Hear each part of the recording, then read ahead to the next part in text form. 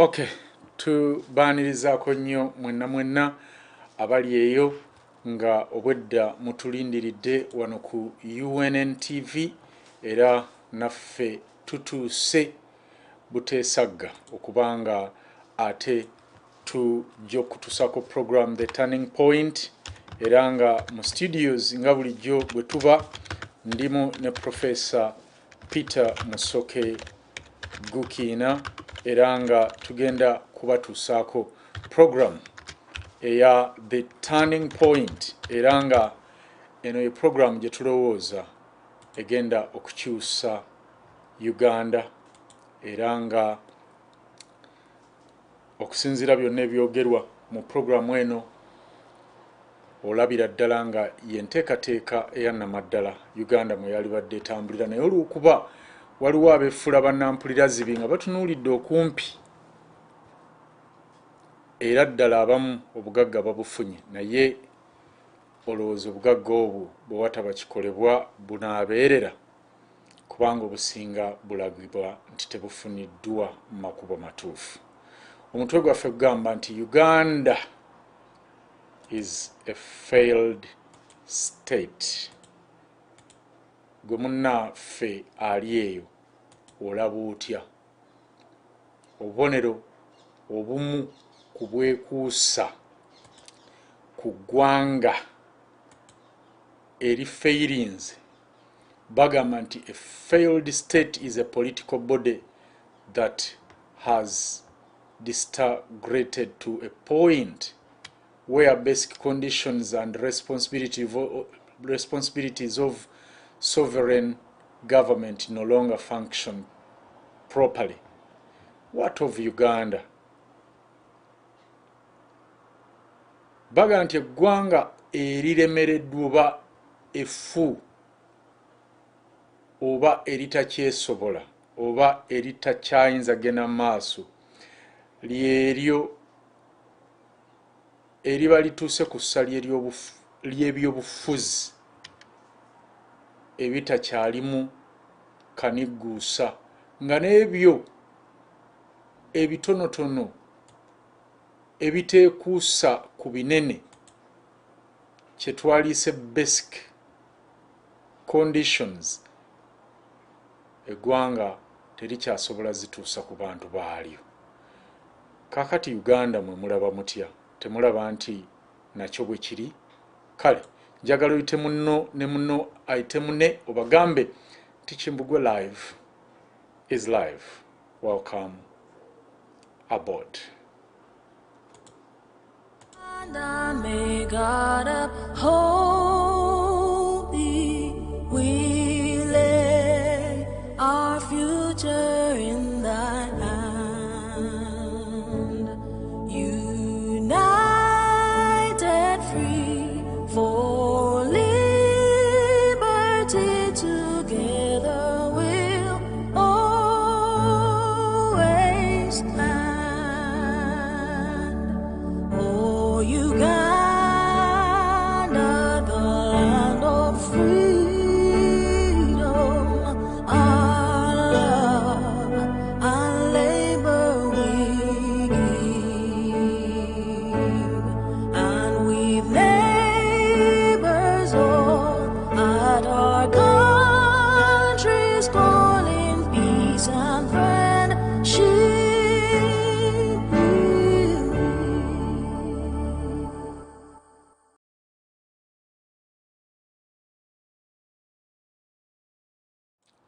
Kale tubaaniriza nnyo era twongera okubaaniriza mmwe abaakatwegattako oli ku program The Turning Point era nga mu studio tulinamu omugenyi waffe si mulala ye Professor Peter Musoke Gukiina gwe njagala ate ababuuzeeko oba abalamuseeko nga situnagenda mu luyimba olwa federo n'okukomawo kubanga tutandika programu yaffe. Professor bw'oba ompulira njagala olamuse ku bantu obwedda abatulindiridde.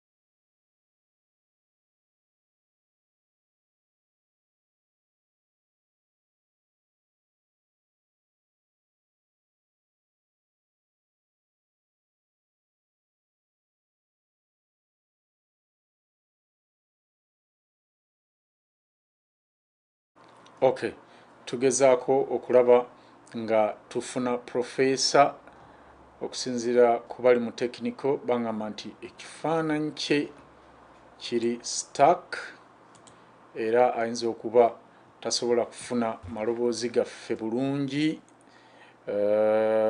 Twagala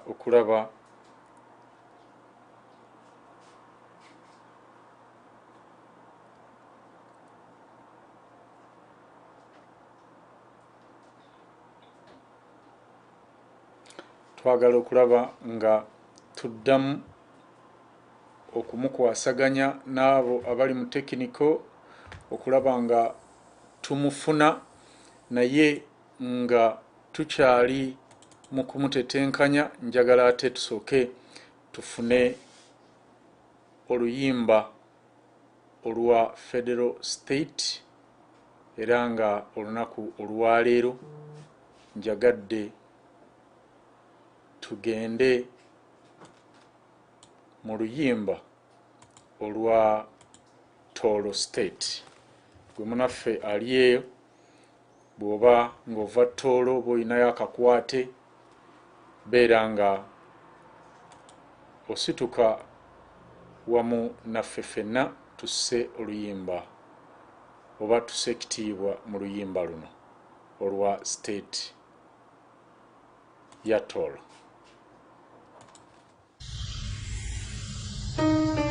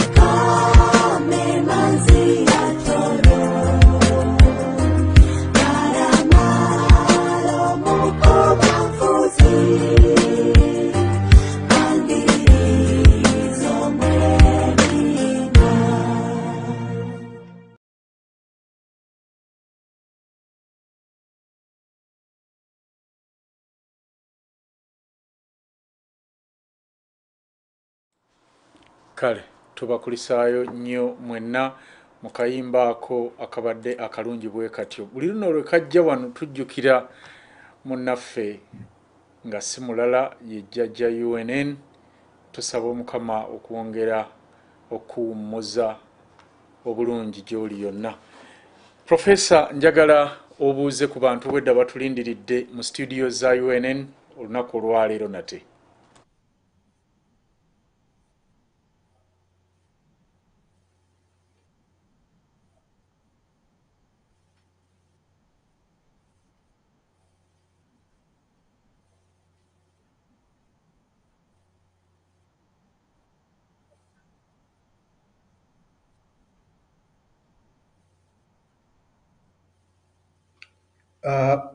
Bakulu mwenna gye muli mbalamusizza era ndi musanyufu nnyo okuba nti tuli ffenna ku lunaku lwa leero.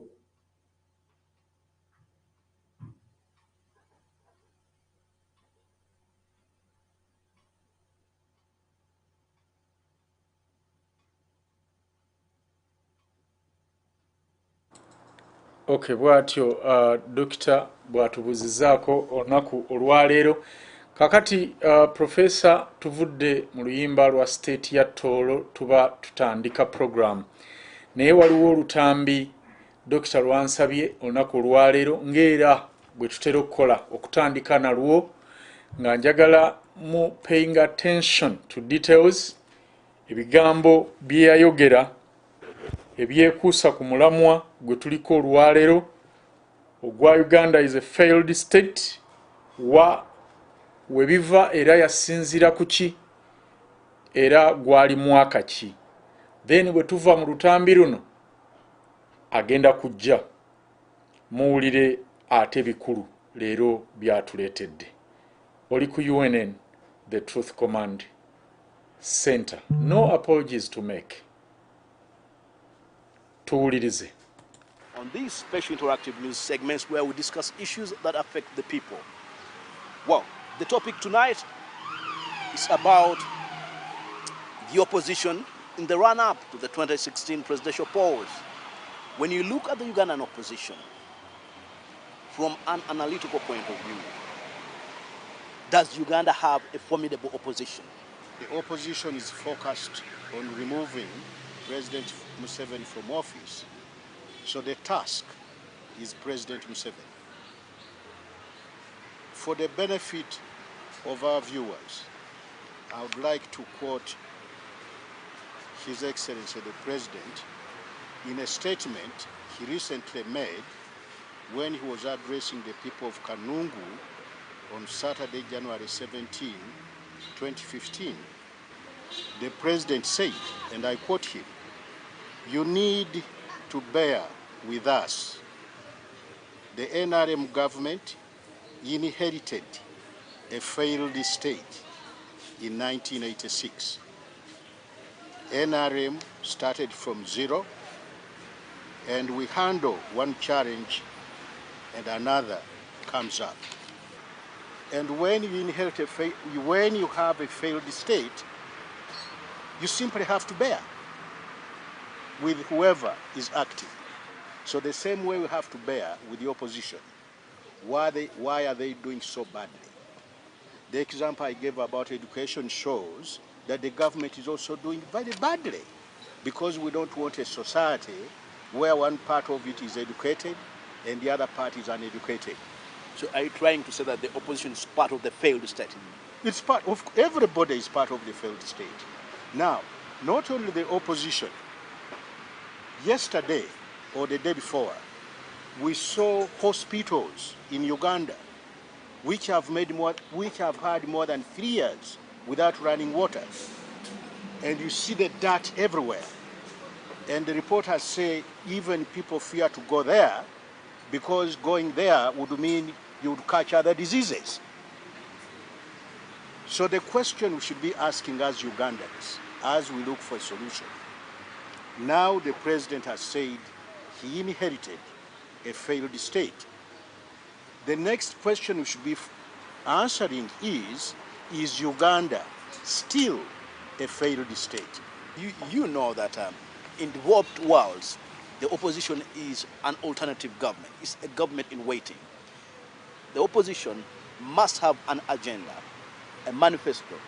In case they go to power, what are they going to sell? What are they going to do?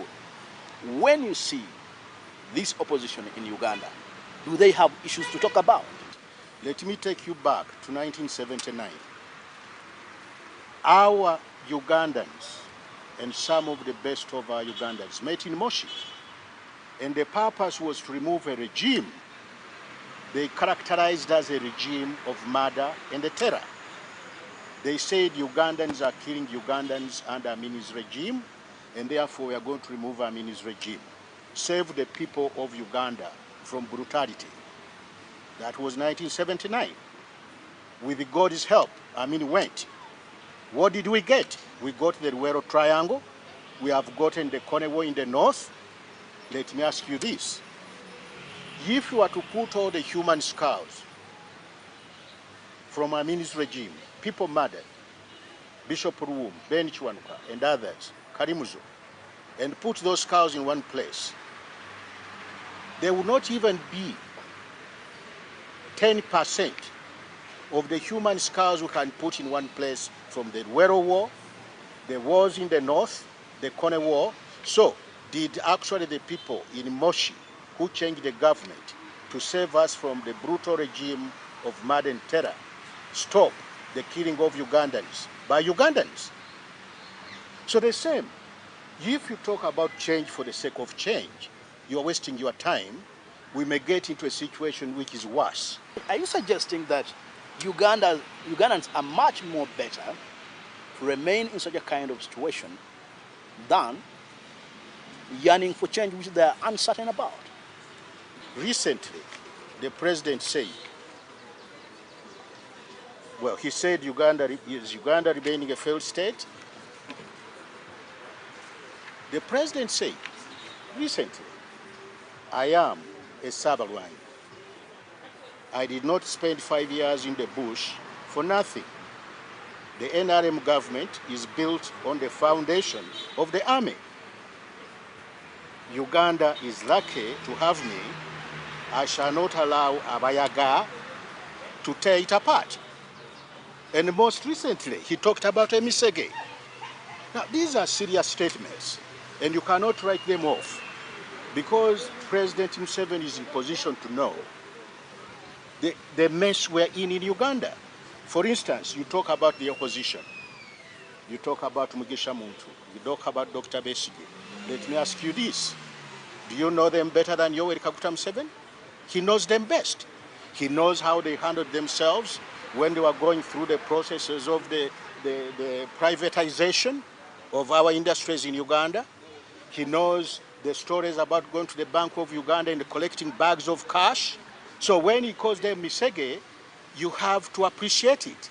But why do we have all that situation of politicians being Misege and other things of the nature? At that point, you have to ask the question, is point, it because of the failed state that we have the kind of situation we have in Uganda today? Can Ugandans count on the kind of opposition that we have? Now, can the opposition count on what the government we have, that they can do the right thing?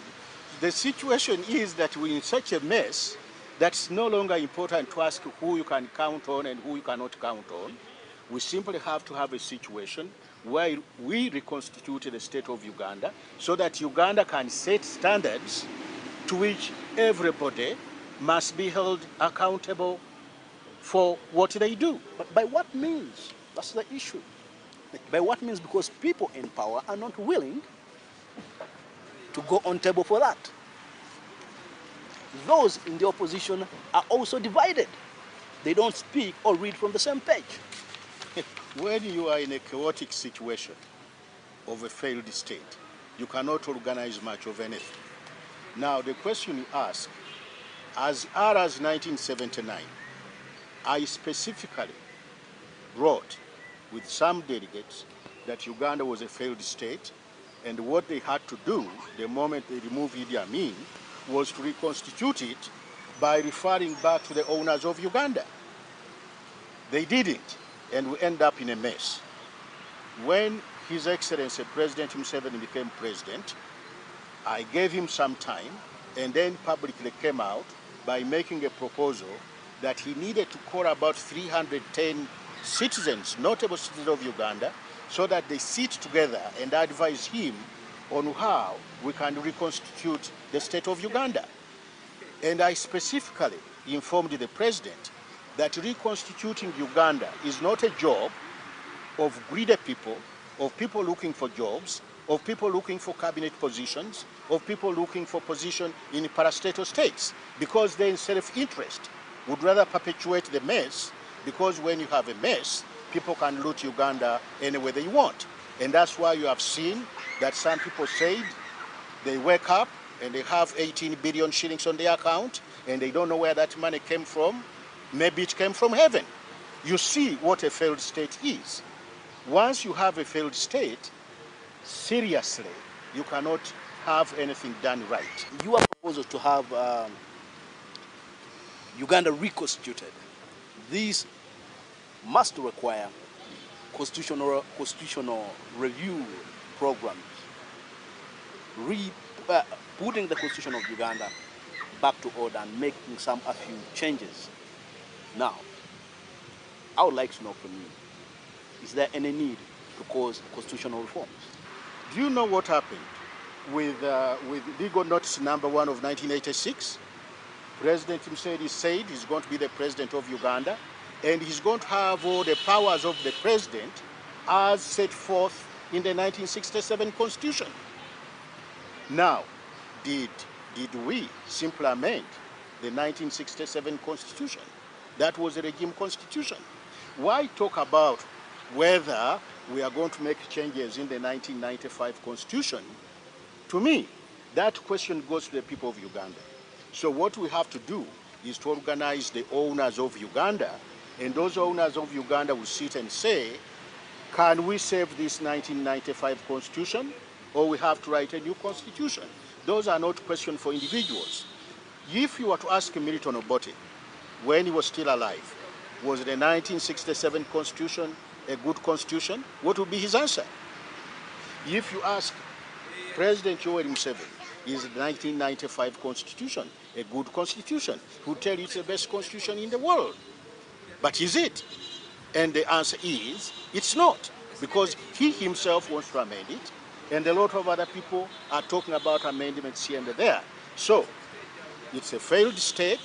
We need to go back to the people of Uganda, and those questions will be handled by the people of Uganda as to how we can move forward. Now, you ask me, how do you do that? You don't do that through elections. I would like to show you here who formed Uganda. The people who formed Uganda are 15 communities, and those communities are indicated here. Each community has its own map. These are communities with interest to last. If you talk about Bachiga, they were there during colonial time. They were there during Obote's time. They are still there today. The same with the Karamojong.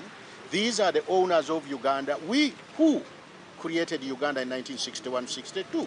It was not created by politicians.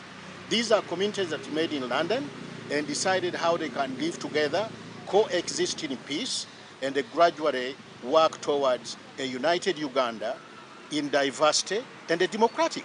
But There you know are what always, happened? there are always, You know what happened as a result of that? No, there are always problems. There are always problems you have to address after crisis. That's why I say that after the Moshi conference, they had to reconstitute the state of Uganda. That's why I said, 1988, that after the civil war in Luwero, we had to reconstitute the state of Uganda. You have to come to an agreement, not by politicians, but by the real owners of the country, which are the 15 How communities are I'm you talking about. seeing the road to 2016? I think stands now. Frankly, my view is that all the opposition and all the people in the government should come together and ask, how do we reconstitute the state of Uganda?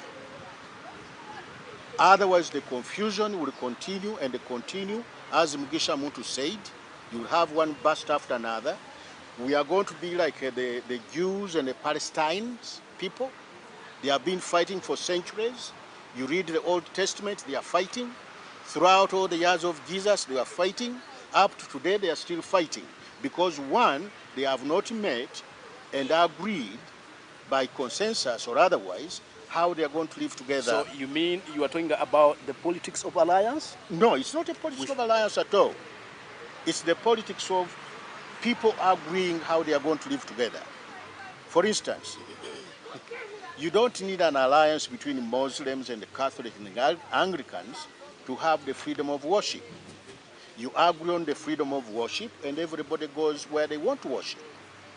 There are no alliances. There is no alliance between Catholics and Anglicans and Protestants, but they agree on the principle that we are free to address our God and saying it's one God in our different ways. You sound to be a federalist. Are you trying to say that Uganda should walk the path of federalism? No, I'm not.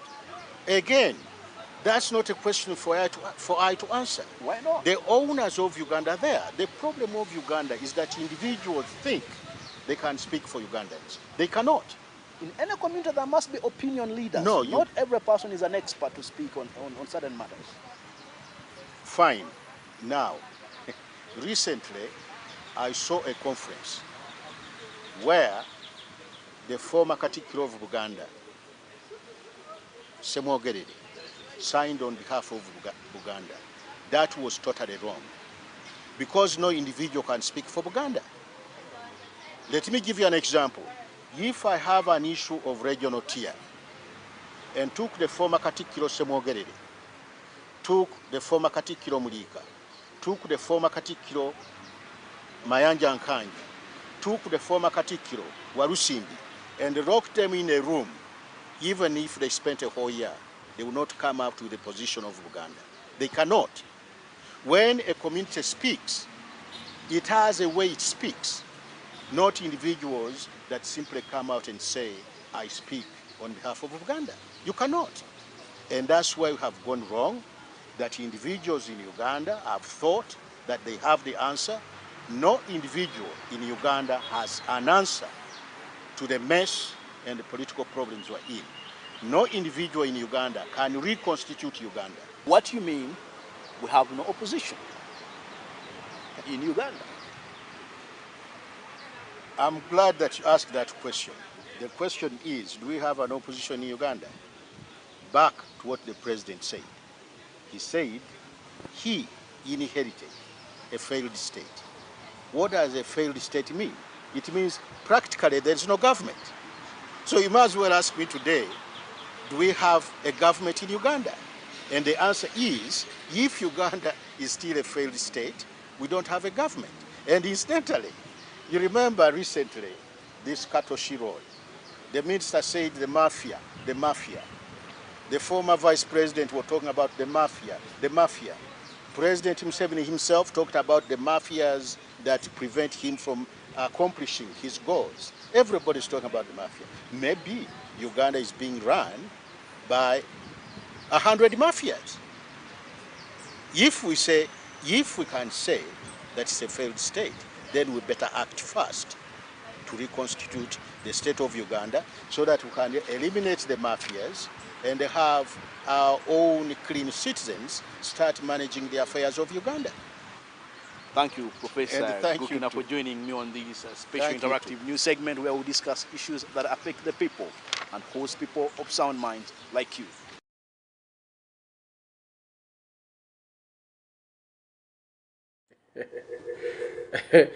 Nkulikeyo muka interview akakabadde akayitirivu. Professor muganda wange concept nga ya mutawanyo okutegeera alaika yavaawo awo nga tagitegedde still. Lwaki concept eno eya the 15 nations of Uganda etawaanya nnyo bannayuganda babuzaabuza okutuuka ku ekyo kubanga tebamanyi nti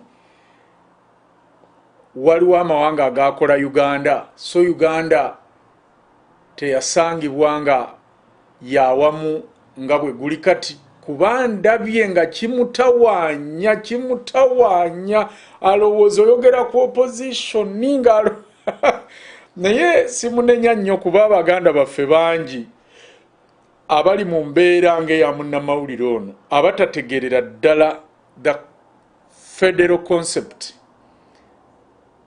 of the Uganda 15 now 16 nations. Professor, twagala okwebaza kubanga abantu bano abeewaanira mu revolution tebamanyi nti gwe revolution ovudde nayo mabega mujje ensanvu eyo, naye twagala obeeko kyoyogera ku lutambi olwo, then tweyongereyo obutereevu ne program. Professor.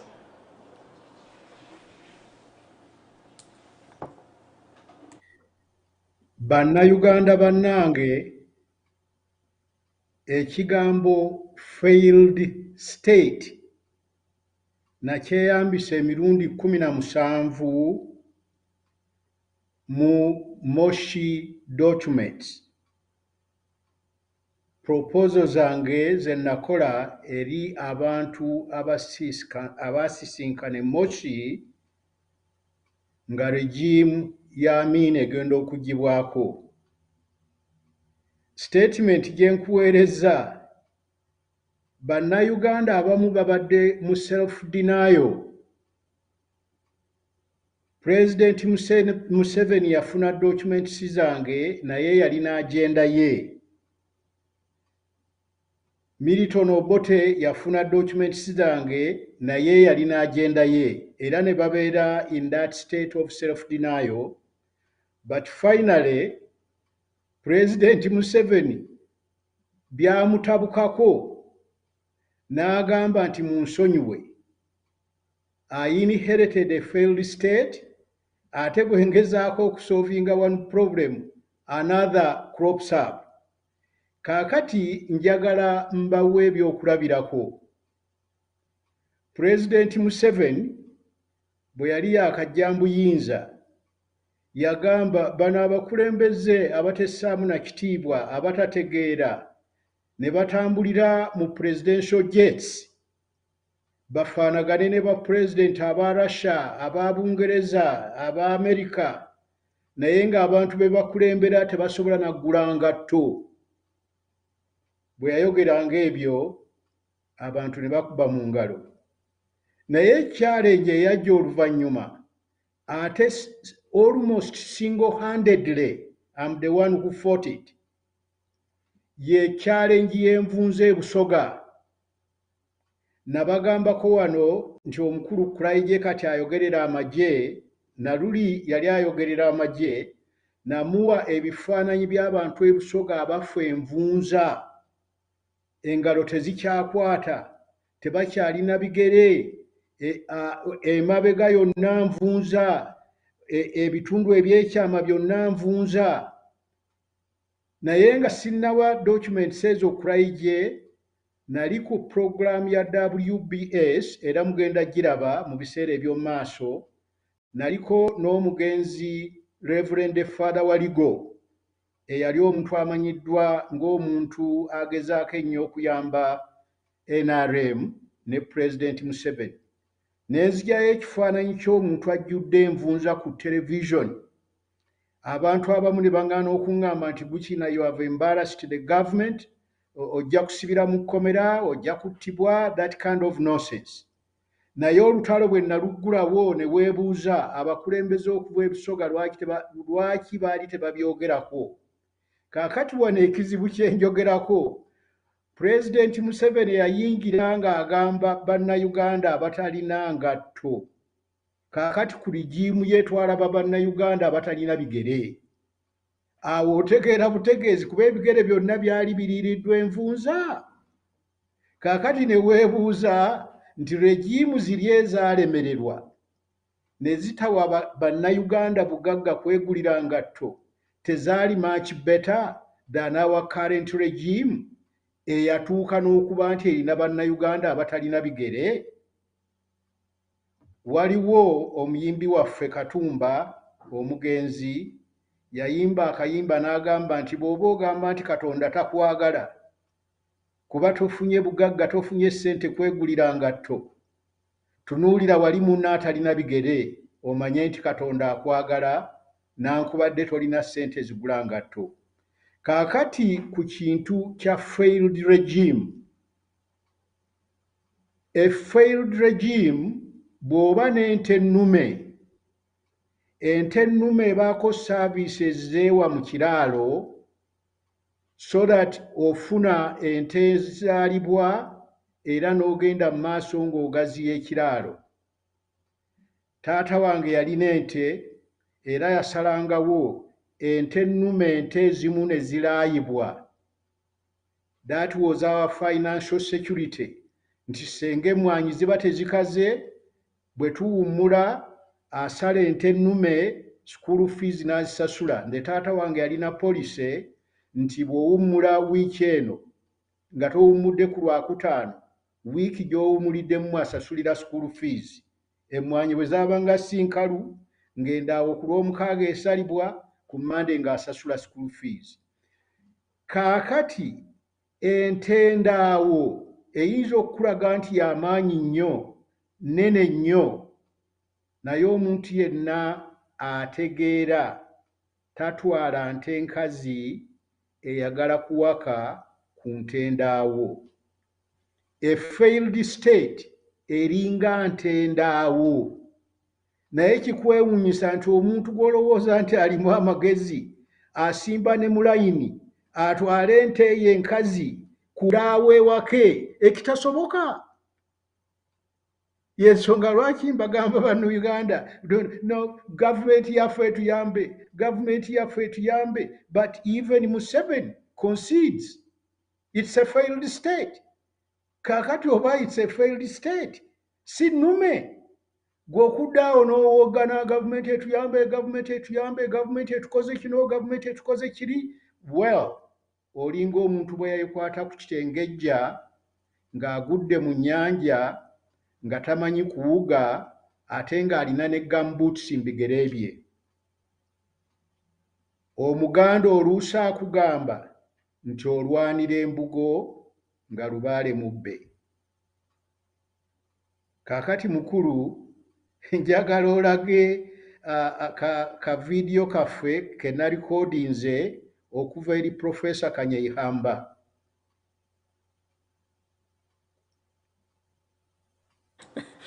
Bannange ate kakati kano ak'embuzi endaawo kamaze eggobe mu kibya. Buli muntu yenna kati ng'oli eyo naye nga oli mu kulindirira kulonda mbwe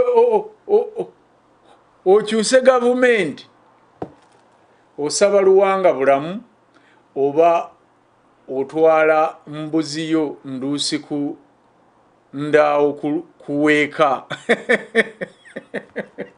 Hey.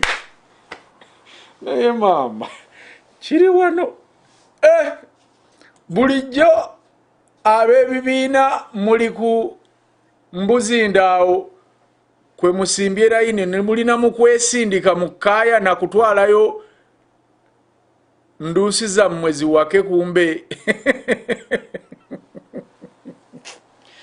Kyokka Professor otukoze ekigambo.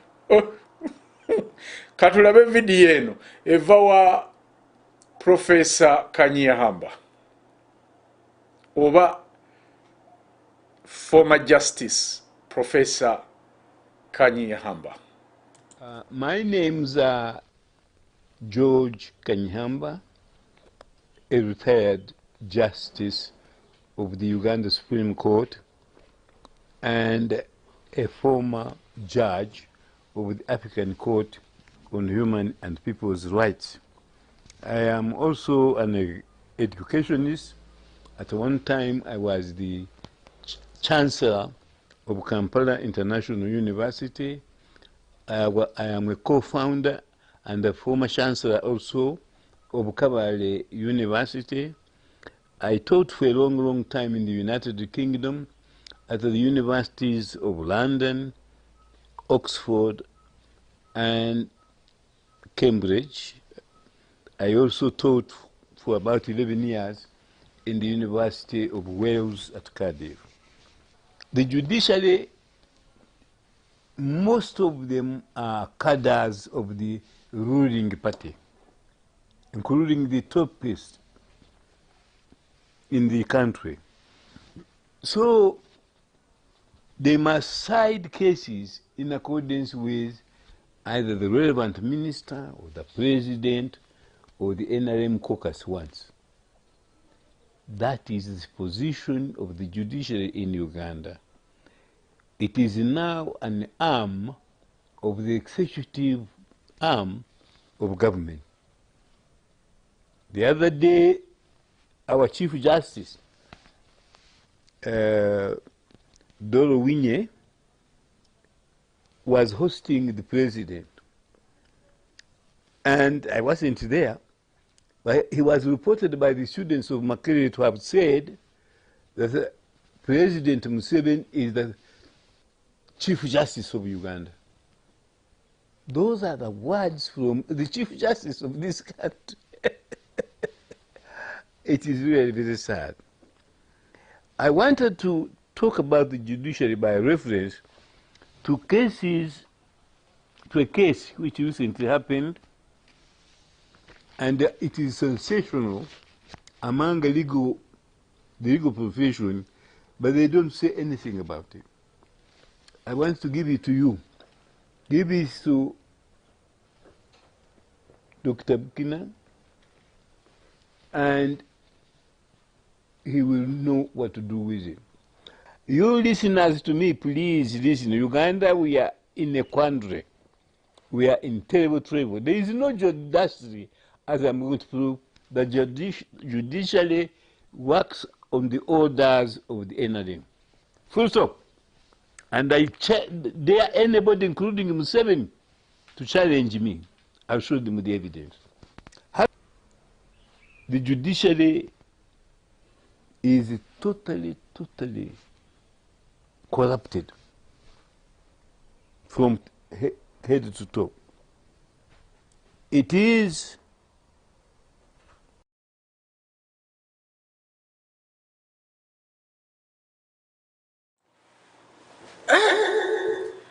Banai. Museveni is what? Professor. Museveni is the Chief Justice of Uganda.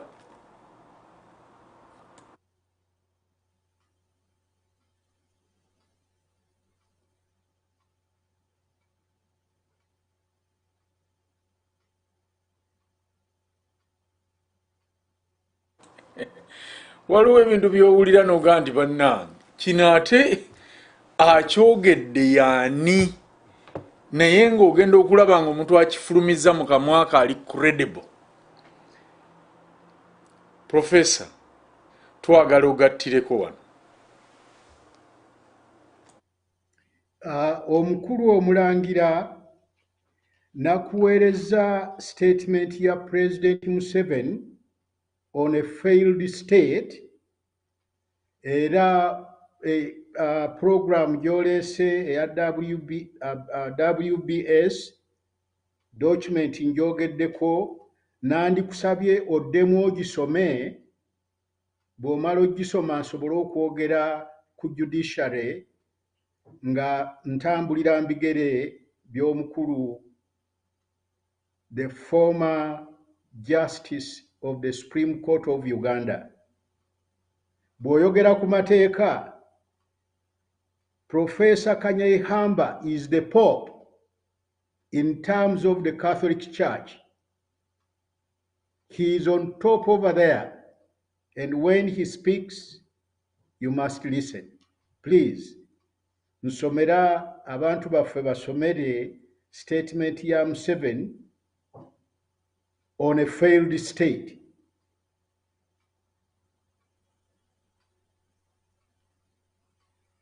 Kiri wano bannange. Eno ye statement ya Museveni on a failed state.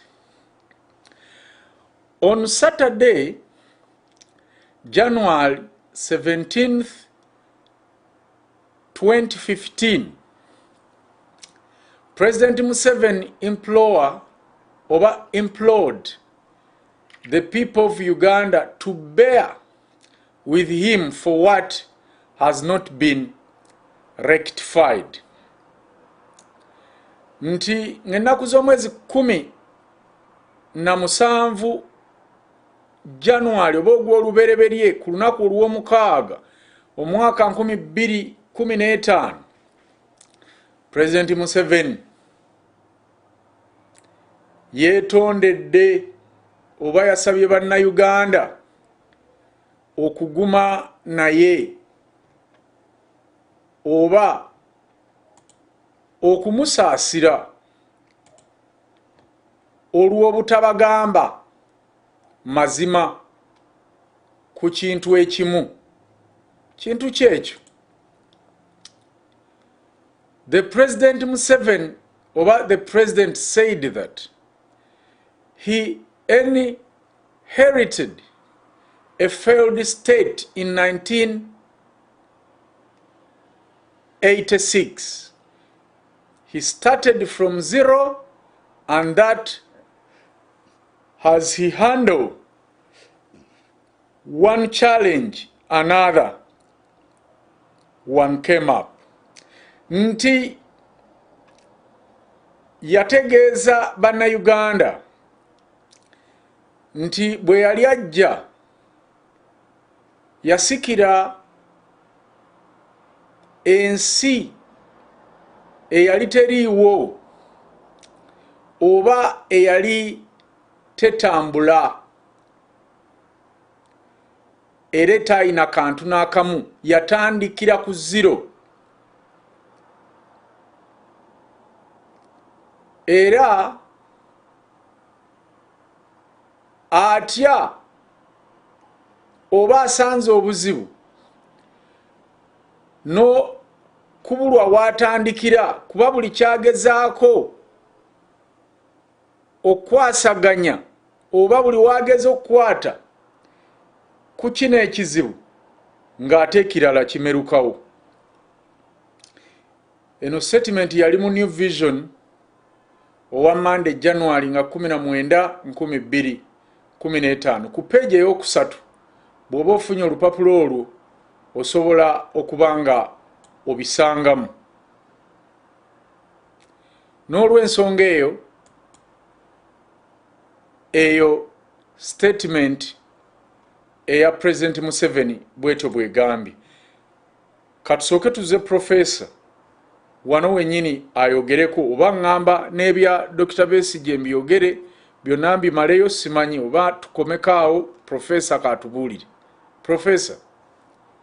Kakati ebya Dr. Besigye oyinza okugira ng'obireka kuba kukikwatagana ne State of Uganda. Again, Museveni is an authority. Manya nti gavumenti eba, omuntu ali mu gavumenti aba n'emikisa mingi nnyo. Abantu nga nze mutegeeza butereevu kyendaba nti kisaanye okukyusibwamu, mutegeeza butereevu kyendaba nti gavumenti tesaanidde kukikola, mutegeeza butereevu nga ku kyenvunza nti waliwo problem oba oliawo etennatuuka ku mmeeza ye nze n'engituusaako. N'ekirala olw'okuba abasinga obungi tebategeeza mukulembeze wa ggwanga, they don't speak truth to the head of state. The head of state has a network of intelligence officers whose ears and eyes help him see Uganda much better than any individual in the country. Ate ng'ekyo si kibi bwe kiba kikoleddwa honestly and in good faith, kubanga kiyamba nnyo mu ntegeera y'Abaganda abagamba nti ndi mugezi nga mubuulire. Gukiina bw'aba akubuulira, Oweekitiibwa Muliika bw'aba akubuulira, abatakubuulidde abali out there ate nga nabo balina bye baagala okukubuulira, bw'oba ne intelligence ekola omulimu gwayo professionally, omanya bye boogera, then you go on the table and plan better for the country. So an intelligence officer is not an enemy. Okujjako nga tali professional. Bwagenda nga ayagala to extort money from people, that's a criminal. He's not an intelligence officer. So society needs intelligence agencies, and on that let me emphasize, senga omuntu aba atudde ejjinja nga ayagala kutemula Dr. Gukiina, intelligence neegwa mu plan eyo, intelligence ne reporting up, abantu abo ne babakwata nga tebannayingira Kampala, that's good work of intelligence in the interest of the people. And that goes to all crimes that can be committed but can be prevented because our intelligence picks up those criminal plots and do the preventive work. The bad intelligence is that of people who can be hired to kill innocent people, who can be hired to frame innocent citizens, who lie to the president in order to get more money. Oyinza okuba ne intelligence officer n'asuula bbomu mu Kampala kuba ayagala President Museveni amuwe more cent for more money power. Nga bwe badde obiwulira eby'abasirikale abataliyo, battiki abataliyo, bannanses abataliyo, naye nga somebody is collecting money, those ghost officers, somebody makes money. So mu statement ya President Museveni agamba nti waliwo bingi which have not been rectified. Kubanga bwagezaako to attack one challenge, another challenge comes up. Ekyenvunza, after my exposures, government acted, and the people in Busoga are not in danger of dying of jiggers. But now, that is success. But also we had volunteers to work on the jiggers as well. Kakati ebintu where he has not been able to rectify, njagala njogere ku judiciary itself. Nga bw'ogirabye omukulu Kanyehamba nga bw'agikuwadde. Naye ku by'omukulu Kanyehamba, my son, my oldest son, is a judicial officer, and he can never be corrupted because he comes from a family where we cannot be corrupted. We do things because we are passionate about them, and we do things with an eye to the common good. And there are other judges I know who cannot be corrupted. But of course, ng'Abaganda bwe tugamba, omulya mmamba abeera omu n'avumaganya ekika. Naye ate ekya judiciary, Professor Kanyeyamba kyayogerako, omulya mmamba tali omu, bangi ddala. N'olwekyo judiciary erimu abantu abalungi, naye olw'okuba nti mulimu ababi bangi ddala, be bavumaganya judiciary to the point gy'olabye mu Kanyehamba's statement. Kaakati, where rectification has not been done, the judiciary is still in the mess. Oluusi twagala nnyo okwogera ku Museveni nga bwe twayogeranga ku Amini abaali Moshi, ng'abalala bwe boogera Obote, naye nkubuuza, Obote bwe baamusuula omulundi ogwasooka, Uganda eyaddako yali better oba worse? Idi Amini bwe baamusuula, twafuna Uganda eri better oba worse? Kaakati Idi Amini ng'agenze lutwagenze, bw'oyogera ku judiciary gye tulina olwaleero mbi nnyo okusinga gye twalina ku mulembe gwa Idi Amin. kubanga one judiciary eri yatyanga abasirikale netesobola kudeliveringa justice naye professor gambye wano nti controlled by the NRM. That is council one can threaten a magistrate. That is us. Now, as I said, Museveni, you got a problem. Let me give you a sad example. Our mentor, our leader, somebody some of us emulated. I became a lawyer particularly because of what Benedicto Kiwanuka did as an advocate in Uganda. Not talking about his politics, but his track record nga munnamateeka mu Uganda eyalwanirira abalimi b'emmwanyi, eyatwalanga emisango gy'abantu abatalina ssente n'alaba nti justice is delivered to them. So we admired that. And we want to grow up and be able to do what Ben Kiwanuka was doing. Ku St. Mary's nali science student nga ngenda kusoma medicine. Naye olwa influence ya Benedicto Kiwanuka natandika okwebuuza, am I going to be more useful to the people of Uganda as an advocate or as a medical doctor?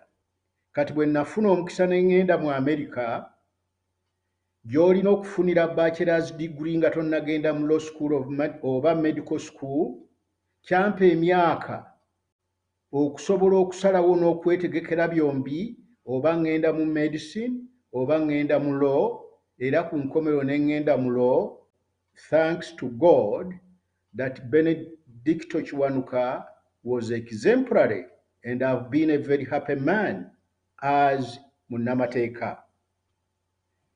Kaakati ekizibu kye tulina ku ground, whether Museveni is the president or not, ekizibu tekijja kuvaawo okuggyako nga tuliko kye tuggyeewo.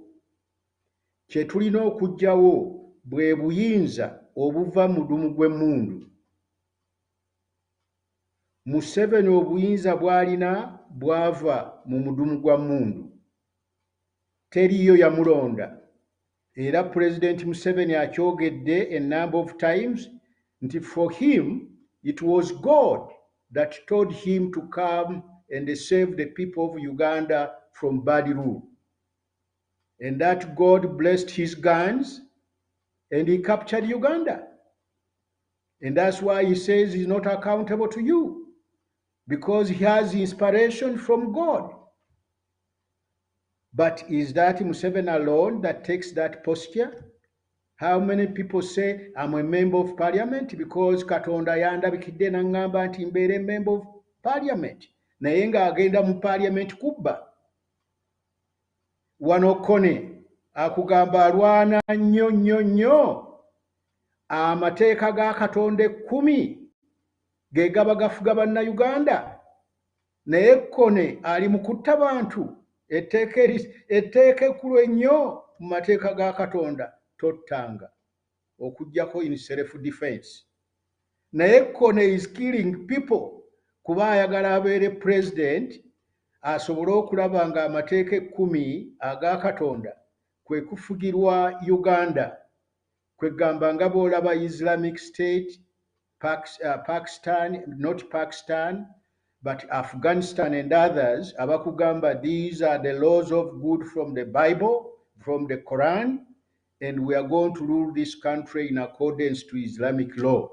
So for Kony, he wants to rule Uganda on the laws of the Bible, the laws of Moses. Naye nga atandikira mu kutta bantu in order to access political power, and once of course he's in political power, what next? He becomes the richest person in Uganda because Top Banga, to him, is not part of the 10 commandments. He wants Ugandans to observe. Ajja kubbira ddala kubeera kye kimulwanyisizza atuuke embuyinza asobole okubba. Kaakati ebintu ebiri yet to be rectified. The judiciary is in terrible shape because there are too many Balyamamba in it. In fact, some time back, the judicial officers were asking for more pay, and one of the prime ministers in Museveni's government said, why should those people bother our government? They have been given a position where they can make money. Can you imagine? One of the prime minister of Uganda complaining that these judicial officers are stupid to be asking for more pay from government because they are in a position where they can make money. And you know how they can make money? I'll give you an example. With some judges, you can go to them practically without a case and ask them to give you court costs, and the judge is a cadre. He thinks that his main job is to protect the government and that he has given a position. You know, in Uganda twagambanga nti akuwa obukulu akuwa kulya. Mu Uganda efaafaaganye kati bwe bakuwa obukulu bakuwa kubba. Kakati oyo omulamuzi kadde alowooza nti his job is to protect the regime that has appointed him. He does not ask money from the regime. Mujjukira mu programu eri omukulu wa Lusimbi yambuuza nti kada judge bamuwa ssente. Ne mugamba, no, a kada judge does not need money. Now let me tell you how a kada judge can make money. If I want to take your building, Omulangira wa Lusimbi, I just file a case that is no court case at all, full of lies. Then I go to a judge where I've filed the case, and of course my case will go to a judge that will not leave money on the table. And then I tell the judge, you know what? Njagala omulangira omusango gumusinge, eno ye court order gye njagala ofulumye. Ate court order eno ngenda gyeyambisa okufuna court costs, neetaaga court costs za million 5. N'olwekyo n'okwata million 5 n'oziwa kada judge. Kati kada judge n'akuwa court costs ya million 5, ne weeyambisa million 5 to foreclose on your property. That's how bad the situation has begun. You saw the professor passing on papers when he was being recorded. He was being recorded by my people, and he sent me papers. Take these papers to Dr. Gukiina. He knows what to do with them. And the Professor Kanyehamba is extremely in good position to have all the facts because he has taught very, very many people who are now in the judicial service. He can access information. Now, when judges can sell court costs, a judge gets 500 million, he gives court costs to a land grabber, then the land grabber comes to grab your land, omulangira nga yeeyambisa court costs million 5, naye agenda okutwala your land which is worth 5 billion Ugandan shillings. So you see, the land grabbers don't have to buy land from the owners of the land. It's much cheaper to use a corrupt judge because after all, the corrupt judge is not selling anything and is getting 500 million shillings. Why not? And it's a one-page statement. Omusango gukusinze, pay court costs, kakati nga the corrupt judicial officers basanctioninga nti Kimbugwe sasula million 5 y'omulamuzi z'afunye, kakati okuba nti not everybody can have 500 million. You lose your land. Those cases are being documented, and that's what I mean when I say that justice will have to be delivered because we have too many victims. But we have to bring those victims on board so that they know the solution is not cutting off people's heads. The solution is that you can handle situation in such a way that justice is delivered and no more Ugandans killing Ugandans. Now, ladies and gentlemen, I want to go to Benedicto Kiwanuka. Benedicto Kiwanuka was locked up by Obote I after the attempted assassination of Obote, and he was kept in prison until Idi Amin overthrew Obote.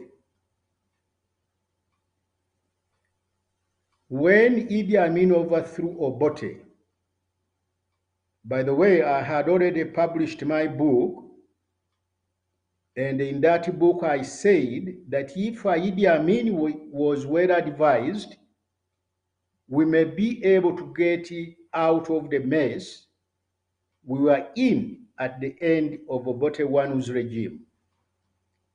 I followed up with that statement in my book by sending documents to Idi Amin, which included about 100 names of Ugandans, and I suggested that Idi Amin should tap their intelligence as advisors in order not to repeat the mistakes of Milton Obote and in order to start resolving the mess on the ground. And Idi Amin got that list. I got confirmation from the late Apollo Kironde that he got them. Idi Amin took names from that list, but instead of people staying as advisors, they became ministers. And once you become ministers, then of course you are going to be commanded, do X or Y, because your boss becomes the president of Uganda. Whereas if you are an advisor, you don't have to advise at all. Now, Benedicto Kiwanuka was released by Idi Amin. Benedicto Kiwanuka ended up being Chief Justice of Uganda. Once you are a Chief Justice, a judiciary under gun rule, a judiciary under a military dictator, it's an impossible situation. Ben Kiwanuka was a very serious person. He was passionate about justice, as was demonstrated by the way he practiced law before he entered into politics. So Ben Kiwanuka accepted to be Chief Justice. Then he delivered justice in cases where people near to Amin were not pleased, and in cases where it was soldiers against civilians, and Ben Kiwanuka was talking about abamagye bakomawa, kuba olina poliisi, olina military yandibadde ku borders the country to protect the country. Police yandibadde handling criminalities among citizens, but the army got involved. It was arresting people. Even if you sold a cow, somebody wanted your cow, they could get a soldier to arrest you for some crime until you insulted people who are not educated. And that was a dangerous thing to do during Idi Amin's time. I know people who came into exile in Chicago, and I helped them to start a new life. Dr. Malinga was one. Dr. Malinga's problem was simple. A soldier's wife had problem delivering. A soldier came and said that he knows tasobola kuzaala olwa ebyewaabwe mu West Nile. And the soldier asked Dr. Malinga to let the lady go so that they can take her to West Nile. And Dr. Malinga said, no, I cannot do that because in her condition, there's no way you can transport her to West Nile without killing her. He said her condition was such that if you put her on a Land Rover to take her to a Sabo in West Nile, she would die on the way. And then the soldier went to Amin and said, Dr. Malinga, by the way, he was an Iteso, Dr. Malinga told us that we are illiterate, we don't understand anything, we are stupid, and Amin got hungry, and Dr. Malinga was going to be executed. But because he was a very good medical doctor within the army, soldiers got him out, and he ran out of the country, and he ended up in Chicago, where I helped to get him rehabilitated. And in fact, he ended up almost heading a whole hospital in Chicago. And when Dr. Malinga came back here, he became a minister in Museveni's government. So please, back to Benedicto Chwanuka. So they arrested a white man. Soldiers arrested him.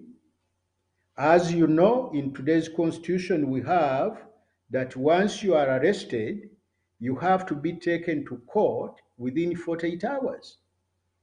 And that's a just thing because the one arresting you is the accuser. And once you are arrested, you lose your freedom.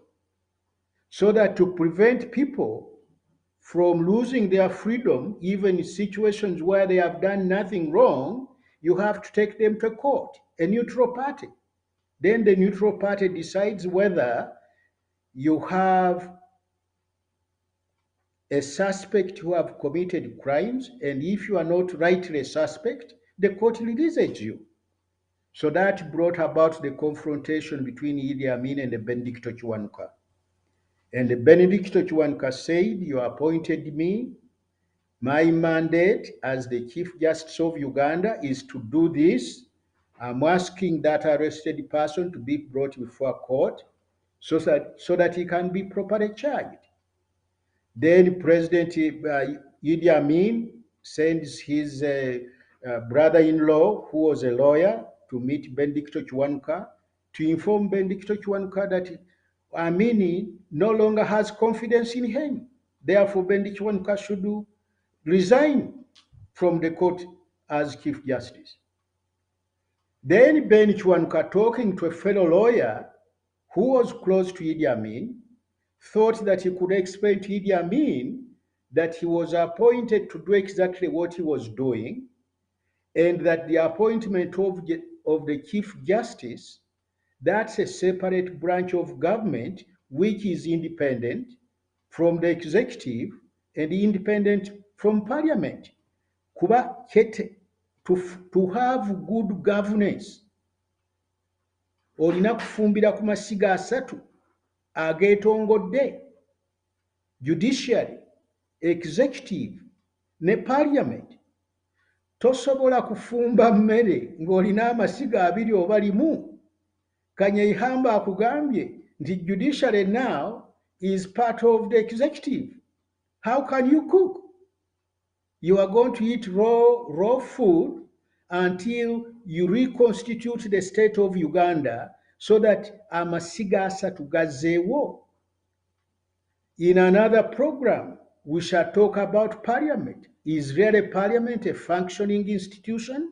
And the answer is that parliament is not a functioning institution, even though you can see it as a castrated bull. It's there and you see it big and strong and talking, but at the end of the day,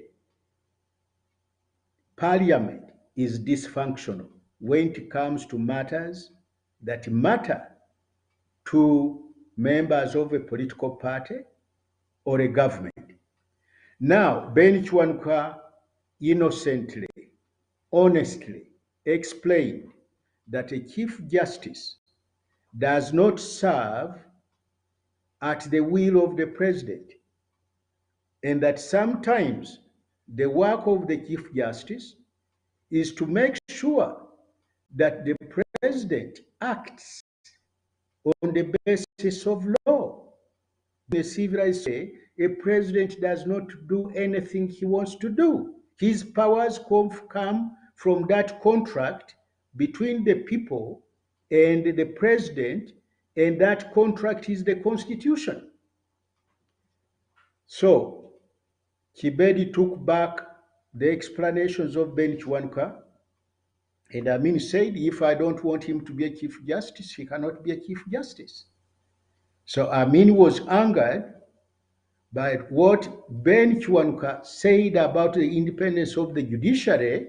So Idi Amin telephoned Benedicto Chwanuka, and Benedicto Chwanuka picked up the phone. Idi Amin at that time was calling him the boy from Masaka. Can you imagine? A Chief Justice is just a boy from Masaka. And Amin asked Benedicto Chwanuka one question. In Uganda, who has more power? The President of Uganda or the Chief Justice? And before Benedicto Chwanuka could answer, Amin banged the telephone, and the next day, Ben Chwanuka was picked up and carried away. And to this day, we don't really know where his remains are. Now, Idi Amin had the last laugh. He said, that boy from Masaka, he must have died a very happy person. He was Chief Justice when he died. My fellow Ugandans,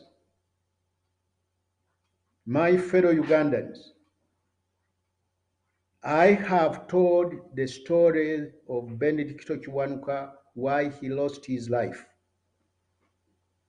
for being determined to serve Uganda according to the laws of Uganda. As long as you are under gun rule, which Uganda has been under since 1966, because Obote used guns and he declared himself the absolute ruler of Uganda. And then Uganda got captured by Obote. Idi Amin captured Uganda from Obote. Then the 1979 war. After that, Uganda was captured by President Yoweri Kaguta Museveni. President Kaguta Museveni tells you directly, he's a general. And the generals don't become generals from growing flowers. Kasirye Gwanga told us, we soldiers, what we are taught is to kill. It's a question, I or you. So whenever you get into arguments with a military ruler, you have to keep in mind that by virtue of his profession, when he's cornered, he's going to kill, because that's his method of survival. In the case of Benedicto Chwanuka, it was not physically threatening Idi Amin's life, but even threatening a military dictator's power. When that power gets to his head, as they say, absolute power totally corrupts. Some of these dictators even call themselves gods. When they are more diplomatic, they say in Uganda, I am next to God. And of course, they say that because one, they decide between life and death. We talk about the sanctity of human life, that yes, you can kill to protect your own life, but otherwise you have no right to take life. But when you are a military dictator in a country, deciding life or death can be as simple as deciding whether to have a cup of tea or not to have a cup of tea. So the sad news I'm delivering to you, and I know, when you see those judges with their wigs on the head, those wigs are soaked in sweat of fear for their lives. Because regardless of what those judges do or say, they know. Like the Chief Justice has been quoted saying that at the end of the day, the Chief Justice is the President of Uganda. Now, ladies and gentlemen, when we had the Black Mamba situation, where Black Mamba were soldiers or policemen, they went into court to arrest people who had just been granted bail by the court. That was a very bad situation. Again, showing that who are you? Who are you? Because after all, who is a judge? When you can send him 10 very strong soldiers to pick him and put him in the boot of a car. The Chief Justice then, Odoki, was being pressured by other judges that what they did was so bad, the Chief Justice had to do something to do more than he was doing. I have here that quoted in the papers that he told his fellow judges, do you want me to be killed? So the situation you have, when you see those chief justices seated on the high table with all their wigs on their heads, actually, their wigs are soaked in sweat of fear. There is no way a powerful member of the NRM or the president himself can tell them to do something and they say they cannot do it because the law does not permit it. Incidentally, the Chief Justice should have added that His Excellency President Yoweri Museveni is not only the Chief Justice of Uganda, but he is also the supreme law constitution of Uganda. Now, ladies and gentlemen, our task, you can talk about federal.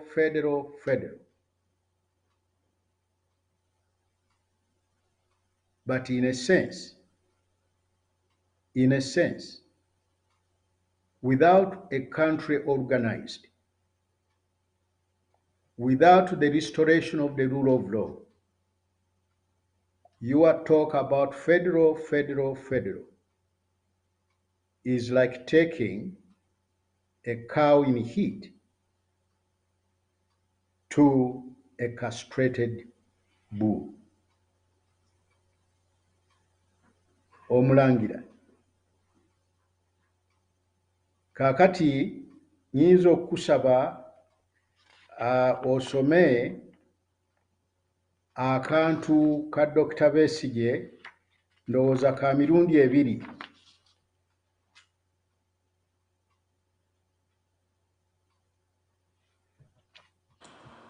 Njagala okwebaza mukadde wange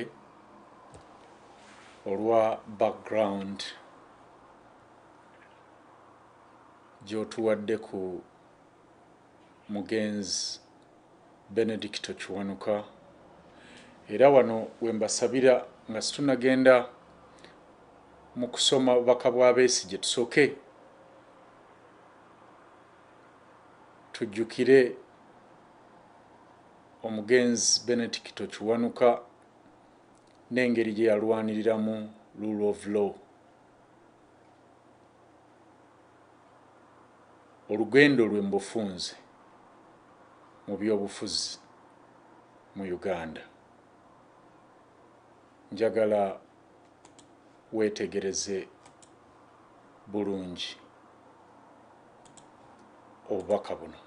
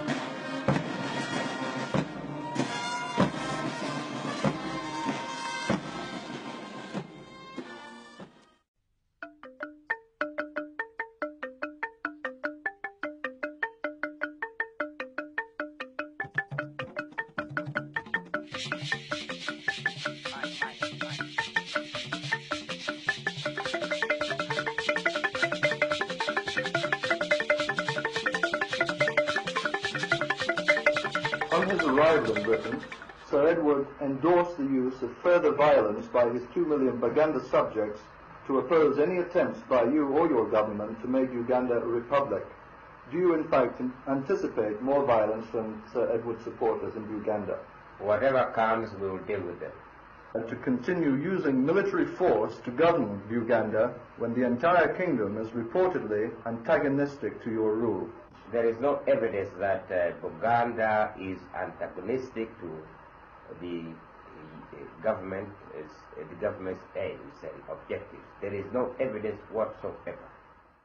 You are the former Prime Minister, sir. That's right. I see. Yes. Why were you put in prison in the first place, sir? When? Why were you put in prison in the first place? Well, I don't know. They said that I was subversive. Yes. I organized the party to kill the ex-president. Yes. All these things which were false. Yes. That's why I was taken in. Were you put on trial in court? No. No trial? Every one of us, no. There was no trial. No trial at all. You were Prime Minister at the time, were you? No. I wasn't. Before that? Yes. How did you feel, sir, when you heard about the coup and... Oh, well, you can guess what it was. You can guess what it was. You're obviously very happy. Yes, I'm very happy. Very, very happy. Yes. I think the whole country is very happy.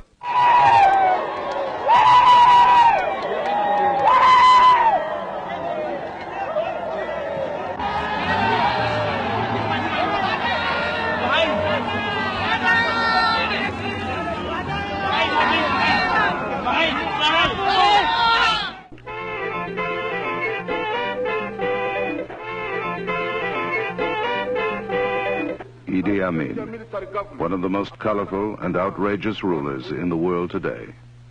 With a brilliant understanding of power, he rules Uganda by a simple yet effective method. He has wiped out all opposition.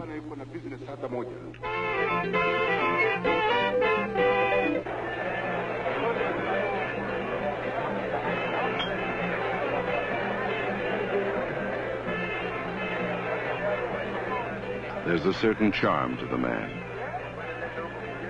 Yet the Chief Justice of the Supreme Court was dragged from the bench and murdered by Amin's army. Thousands have fled into exile. And up to 80,000 have been murdered. Tell us about the killings that he did as far as specific people that he decided to kill. There were the Chief Justice, the Archbishop, the Central Bank President. Was this a calculated move on his part? Oh, yes, very much calculated. These were people that he felt somewhat threatened by. They were members of the elite, highly educated, unlike him, and potential leaders of opposition. He didn't do the killings himself. He had goon squads that would do these things for him. Sometimes they did it without his knowledge, he says, but I doubt that. I'm sure in every case it was cleared with him before it happened. The most egregious case was Ben Kiwanuka. He was a very prominent lawyer and had been leader of the Democratic Party, which was the Catholic Party in Uganda, which is one of the principal kingdoms of the old Uganda.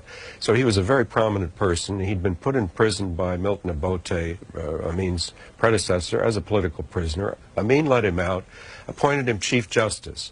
Some months later, he made a decision in favor of a British company whose property had been expropriated. This displeased Amin enormously because he didn't want to do things that were helpful to the British investor, obviously. So he sent a goon squad in. They went into that courtroom, dragged the man out in his robes, and murdered him outside his own courtroom.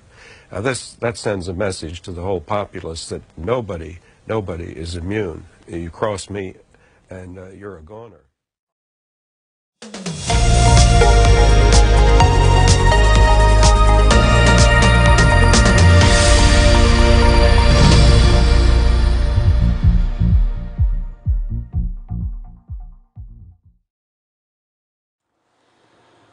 Wow. Abaali abato mufunye omukisa okulaba ku Ben Kiwanuka, omugenzi kati eyali Katikkiro wa Uganda yasooka.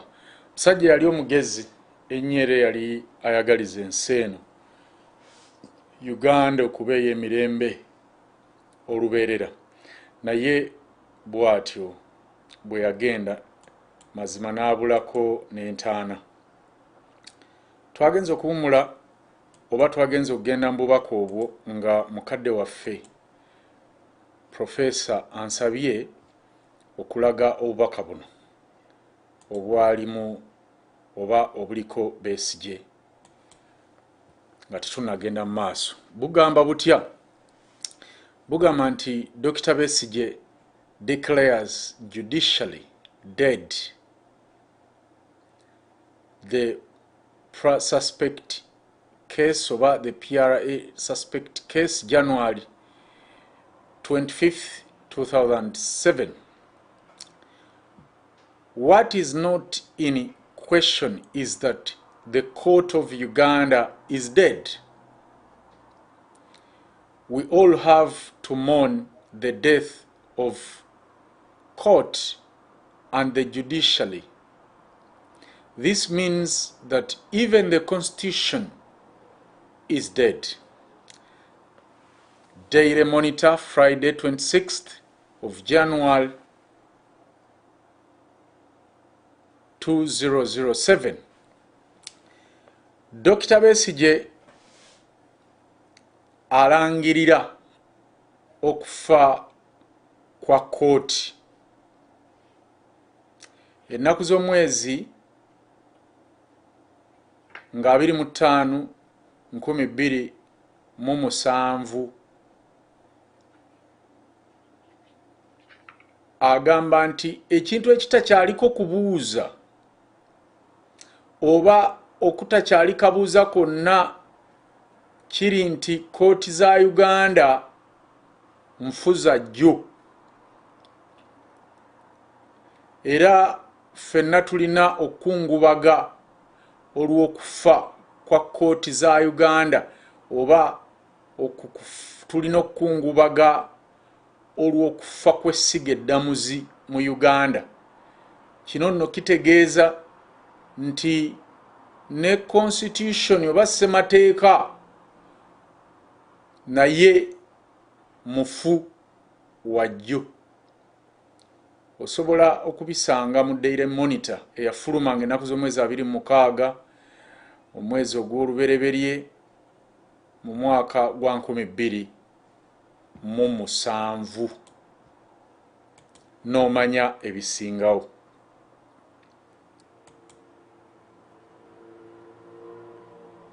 Era mukana akasembayo institutions Dr. Besigye on military court. The court martial is like a Museveni walking stick, oba is like Museveni's walking stick. The New Vision, Wednesday, January 4th, 2006, ku page eyokubiri oba page 2. Wano Dr. Kiza Besigye yali ayogera ku bitongole institutions, era n'agamba nti ekitongole ekya kooti maasho oba ekyamagye kiringanga oba kiringa omuggo gwa Museveni kwatambulira. Byafulumira mu New Vision owa January nga 4 oba ogw'olubereberye nga 4 2016 ku muko gw'okubiri. Osobola obisangayo. Professor ebigambo tubiwulidde. Wano wennyini woba otandikira Professor. Kaakati bannayuganda njagala mukimanye nti ebyo byonna nga bwe tubiraba era nga bwe byogerwako tekitegeeza nti our situation eri hopeless. It is not. Okusooka njagala mbategeeze nti mundaba ku TV program zembaddeko. Ebiwandiiko bingi ddala bye mpandikidde Yoweri Kaguta Museveni, naye njogera nammwe nga nsinziira Ntebe. Kuba Pulezidenti Museveni talinga Idi Amin. Senga bye njogera oba bye mpandiika nabiwandiika ku mulembe gwa Idi Amin. Idi Amin as a soldier would have resorted to his final card. Life or death. For Museveni, it's not the question.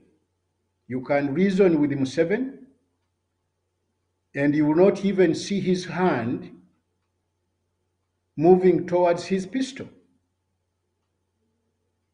Mu biseera eby'omumaaso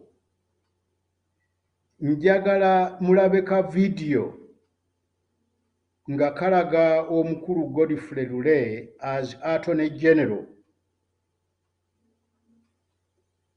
mu gavumenti ya Idi Amin. And Idi Amin would come to a meeting with 5 pistols. And if you really annoyed him in any way, and sometimes in very unexpected ways, he would easily reach the pistol and shoot you. That's not the situation we are under today. Secondly,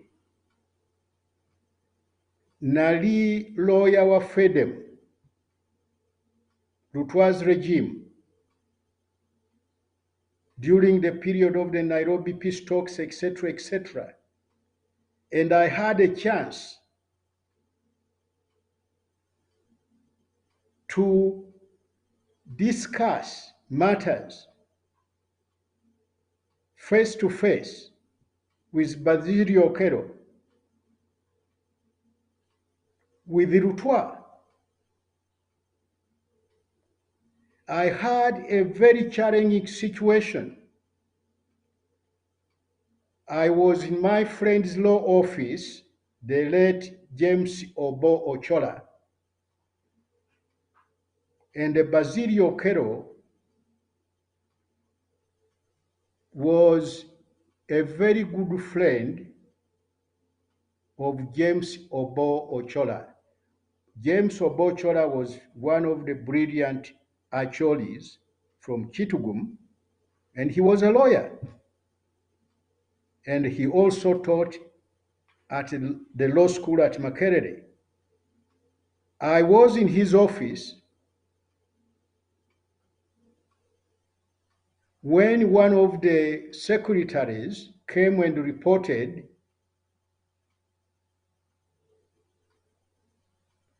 to Mr. Ochola that Basilio Okero had just come into the office and ordered his bodyguards to take one of Ochola's secretary, her name was Mary, to some place. And as she was finishing reporting that, Basilio Okero entered. So Basilio Okero could not talk English. I asked Mr. Ochola, what is that all about? And Ochola told me he ordered his bodyguards to take Mary to some place where he wanted to extract marital kindness by force.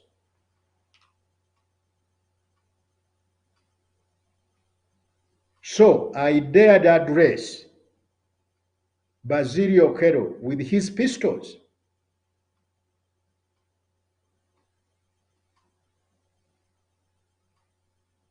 I told him about Mary because I know about that woman. She was married. Mwana wa Bikira Maria wa Namaddala. And incidentally, Mary was not the most beautiful young lady in that office. Mwalimu omuwala omutolo, very beautiful. Mwalimu omuwala omunankole, very beautiful. But for some reason, Basilio Okero wanted that Muganda girl, who was not really a girl. She was a wife with children. And I had a very difficult moment of how do you handle it with an illiterate soldier who thought he was God.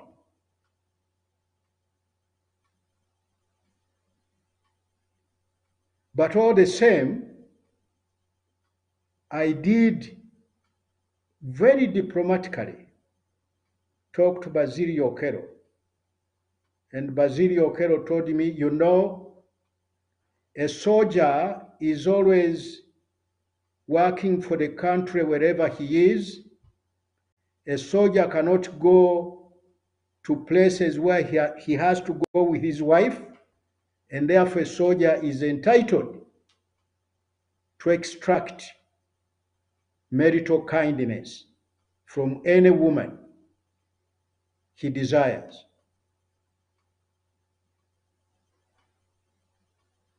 So I told Basilio Okero what I thought. I said, I know that young lady. She has been an employee of my friend for a long time. You rape her, she is going to kill herself.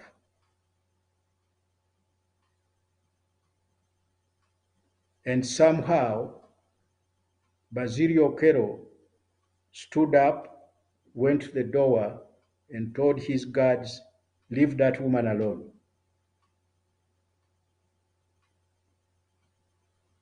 So, ladies and gentlemen, when I read in the papers that the first son has gone because they are recruiting 2,000 university graduates in the military,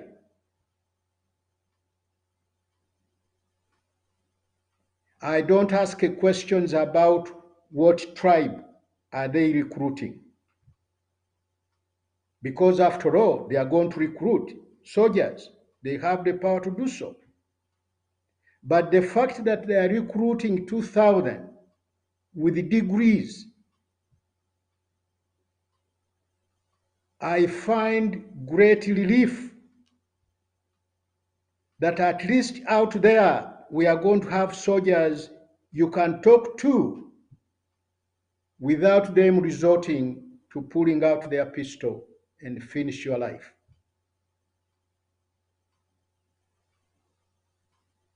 So with all the anger and the frustration,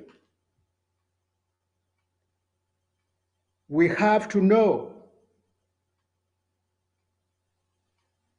that we have a situation that is much better than what we used to have under illiterate soldiers.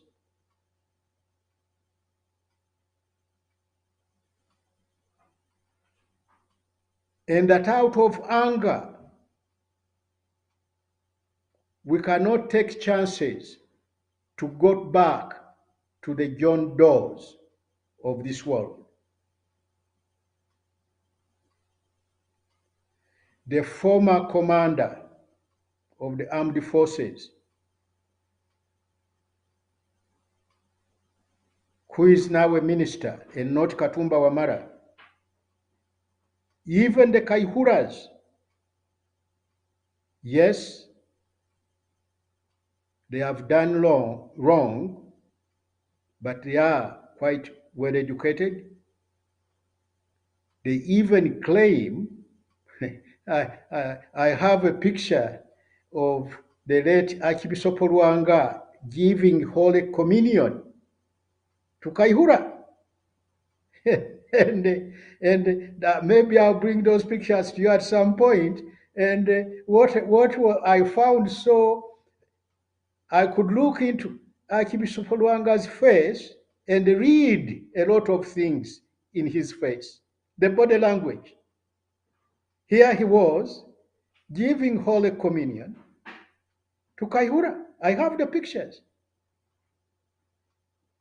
But it's good. The man is a lawyer with a master's degree. The former commander of the armed forces, the man is a lawyer. Without talking to him, I was seeing him at Gayaza High School, visiting his children who are there. So please, from the ground here. You mean Mbadi? No, no, no, no. Who is that? Is he also Muhoozi or not Muhoozi? You mean David Muhoozi? Yes. Oh, he's now a Minister of Internal Affairs. Yes. So he was repressed by Mbadi? Yes. So I'm saying to you, my fellow Ugandans abroad, that the situation on the ground has to give you hope. The challenge, how do you start to bring about the necessary changes without risking going backwards to situations that can be easily out of control? From where I sit, I see an opportunity of having literally a day or two where Ugandans can apologize to each other for the mistakes they have made, where we can meet, not outside of Uganda, but here, preferably in Entebbe, and start a process of reconciliation. Call it a reconciliation and apology conference.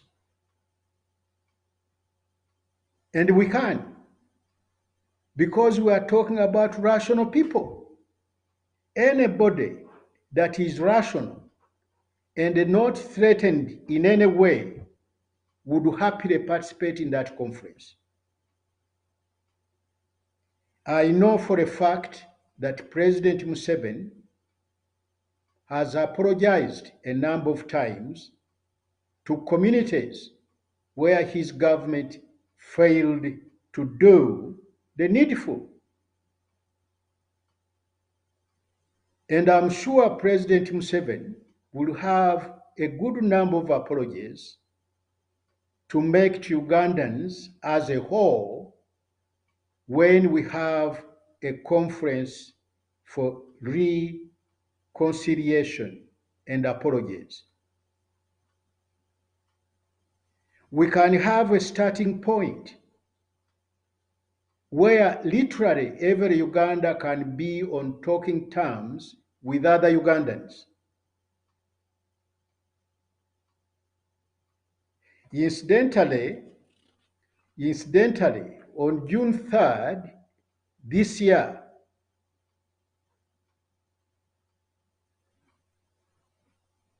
I was visited June 3rd during the celebration at Namugongo. I was at home and I got visitors and they came together.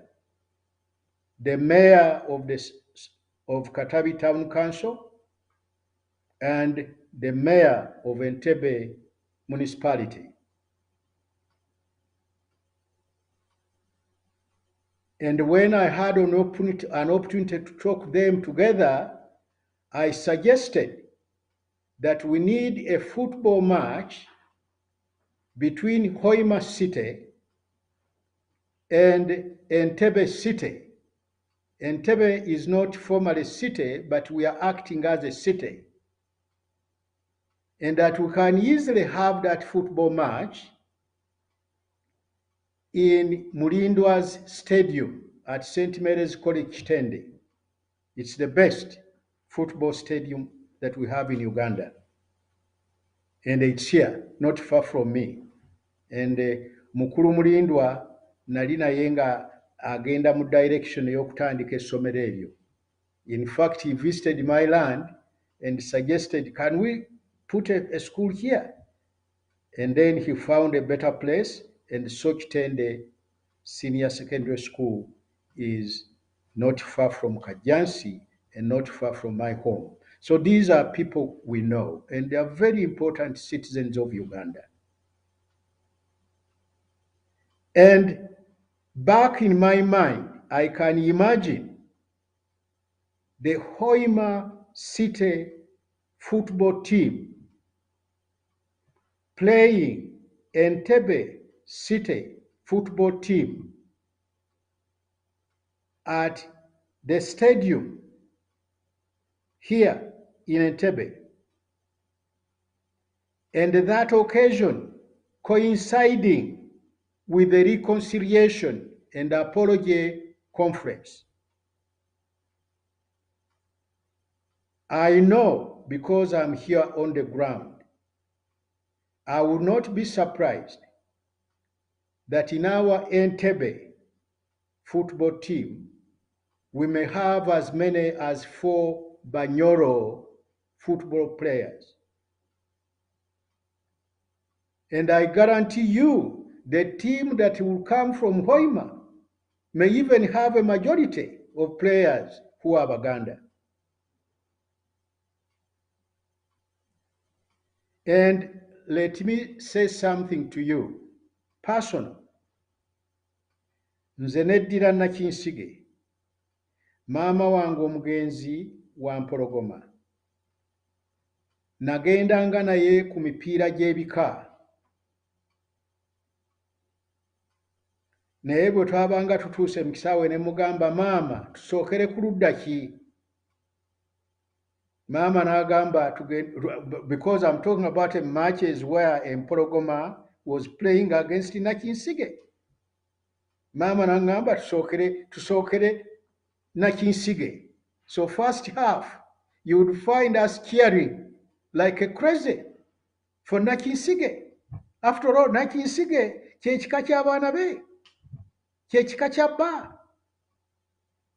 And then second half, we would go the other side, the Mpologoma side, and you find me of Nakinsige cheering the Mpologoma more than I did on the side of the Nakinsige. After all, it's my mother's car. And I'm with my mother. Never kojja bagamba mujwa. So we have ways where we can reach Ugandans. Nabalaga ekifaananyi ky'omukyala omwami Musisi pulida wange ne mukyala we munnamateeka Omunyoro. I will make sure that they attend and I will quietly watch how they behave in that match of Hoima City against Entebbe City. I have no doubt that they are going to be like me with my mother in those Baganda Bika games where Nakinsige was playing against Mpologoma. And of course, I'm telling you, after those matches, we'll go and have dinner in a good restaurant. And my God, those people in that restaurant could not tell that nze ndi wa Nakinsige, mama wange wa Mpologoma, because they could see a mother and a son that are very happy. So, abakulu ba meya owe Katabi ne meya w'Entebbe, June 3rd, nabagambye nga simanyi bijja kuddirira nti bategeke omupiira ogwo, and hopefully that could be the main center of something other, talking about the bad things Ugandans have done to Ugandans. So, ladies and gentlemen, when you see all the mess we are in, we are going to get out of that mess. It's a question of how we address the problem. So my prayer to everybody, Sibya Ugandans killing Ugandans, twagala Ugandans reaching out to other Ugandans so that we find our common ground we reconstitute the state of Uganda. A failed state hurts everybody.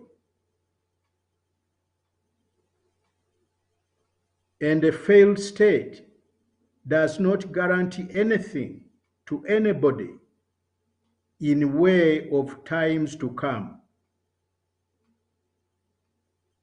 A failed state, as I will inform you in the future, I met General Nyakairima,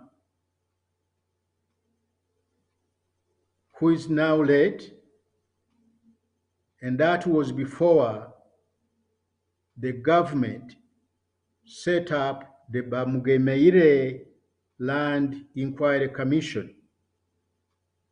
And one of the subjects I addressed when I met the general in his official capacity as Minister of Internal Affairs, my concern was that the things that have went wrong in this country put this country on the path to genocide.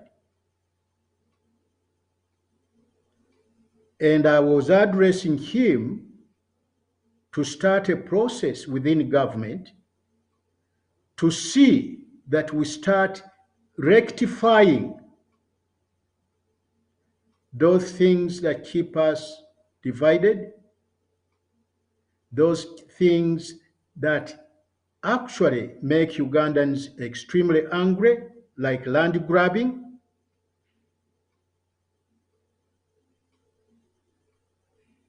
the situations in the judiciary that fails to deliver justice to the people of Uganda.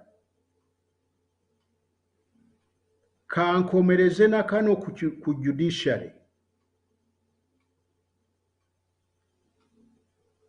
A few months back, the Chief Justice was addressing judicial officers, and I'll send you a document to that effect. And he told them that 86% of Ugandans who have legal matters they would want to take to court do not take those cases to court because they don't trust the court system. Now, if you need evidence of a failed state, when 86% of the citizens do not take legal matters to court because they don't trust the courts,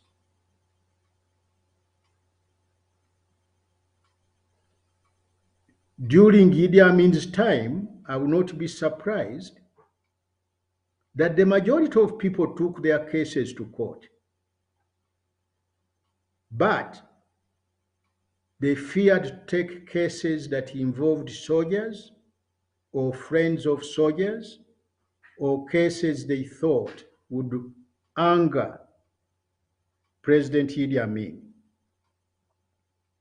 So President Museveni said in one of those little videos that you showed, he said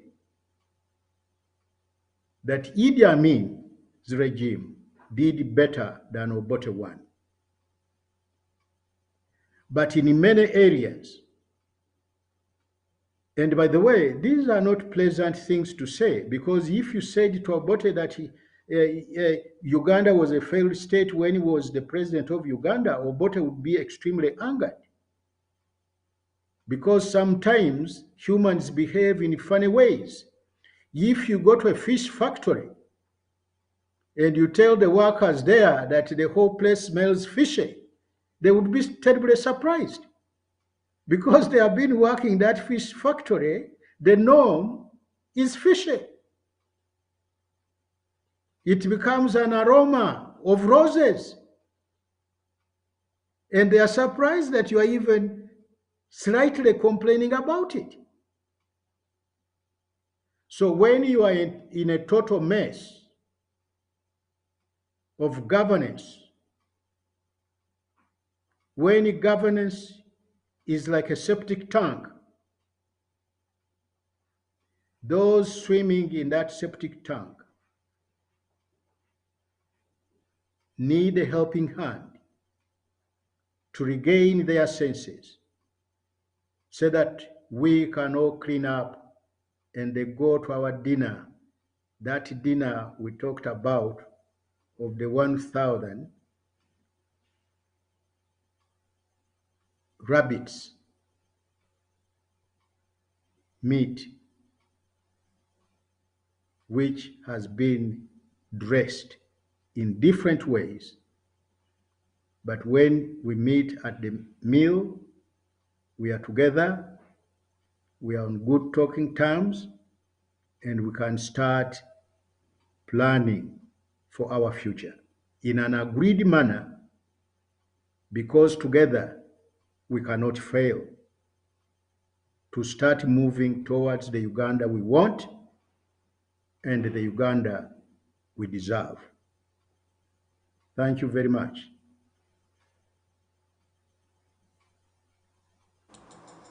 Tweyanza nnyo, tweyanzege Professor. N'olwaleero mbalaba mubuze naye mujja kuba bulungi. Tegeka essimu yo n'ekibuuzo kyo bwe tuva mu bubaka buno tujja butereevu tumale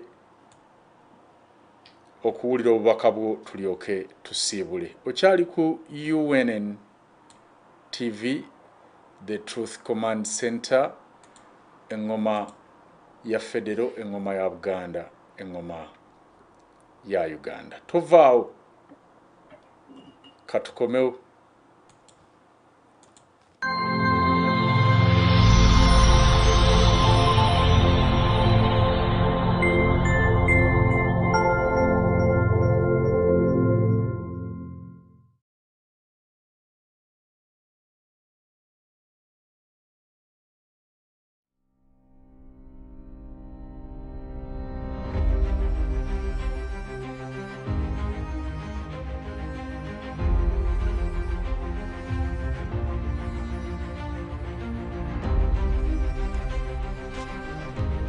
Obwetaavu obw'enkola eya Federo mu Uganda.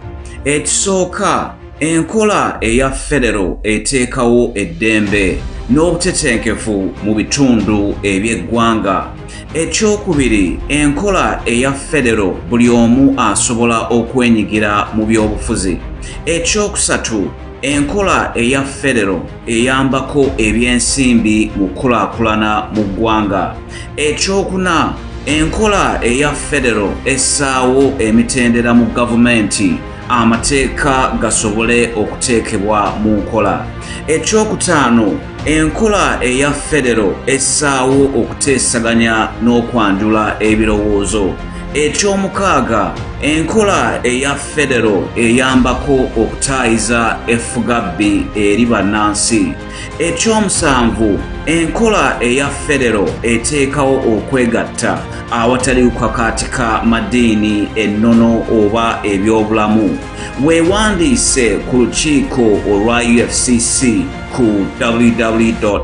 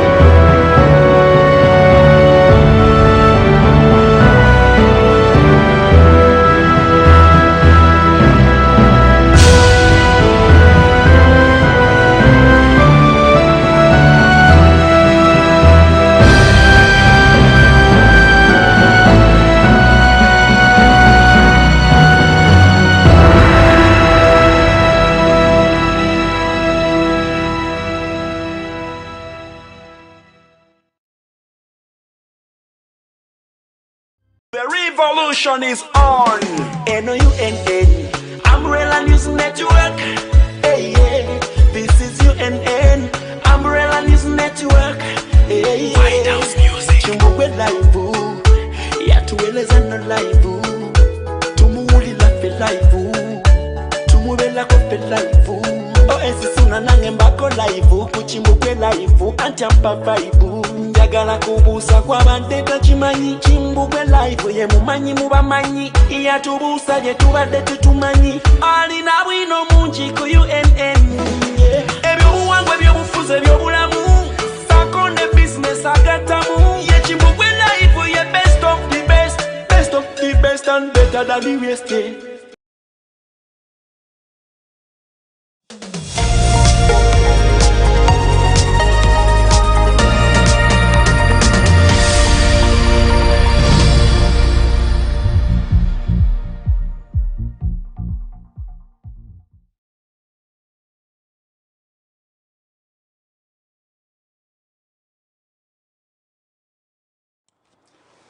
Kale tubakulisaayo mu kuwumulako kansubire nti kubayisiza bulungi. Mubuuze ebibuuzo, temutya, temutandika kuwugulumira eyo.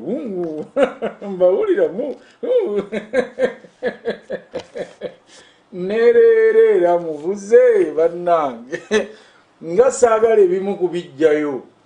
Mpozi ekirala mukadde waffe kye naali agadde kuba nyinza okwetumiikiriza ekiriyo nkyogereko wano oba kaffeke. Njagala ondabule oba ontereezeemu awo ekyenkya kaffeke oba nkyogereko. Enkya nsuubira abagenyi wano abajja okunkyalirako mu maka gange tulye ku byennyanja, ate nga bw'okimanyi abajja they are elders, so abakulu twagala nnyo okwogera ku bazzukulu n'abaana n'ensinga bwe tugiraba,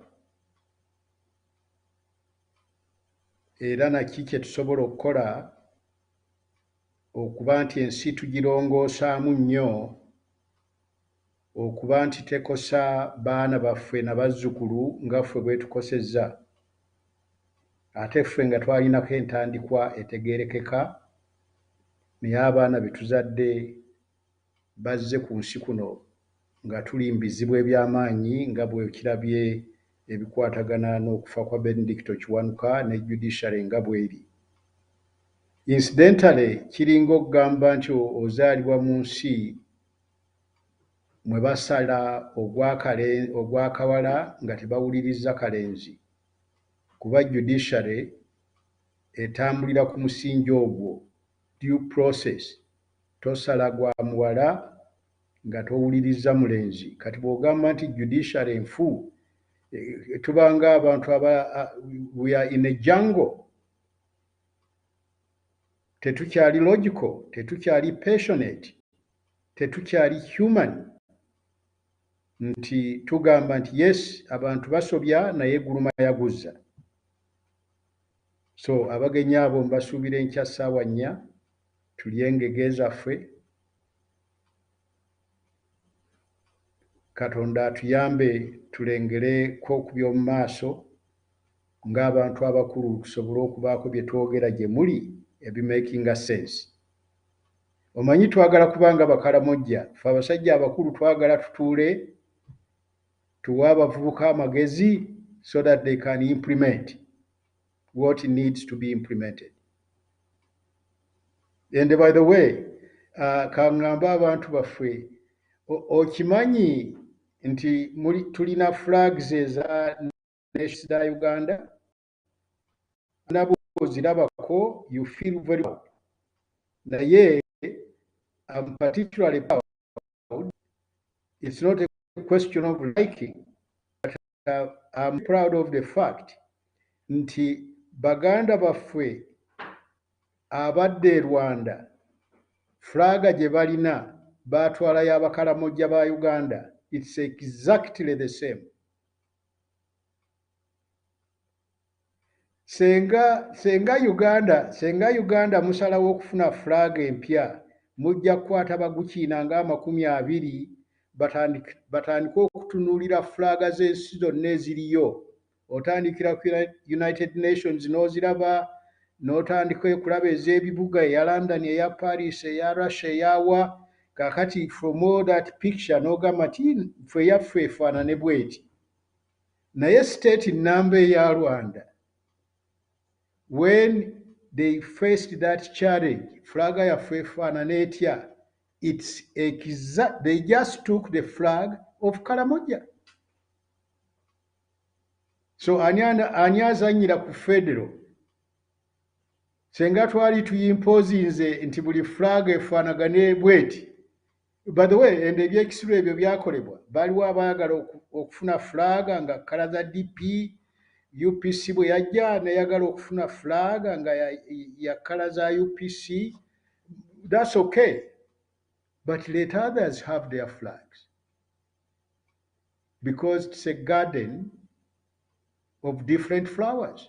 And somebody comes and says the flower of their heart is the flag of Karamoja.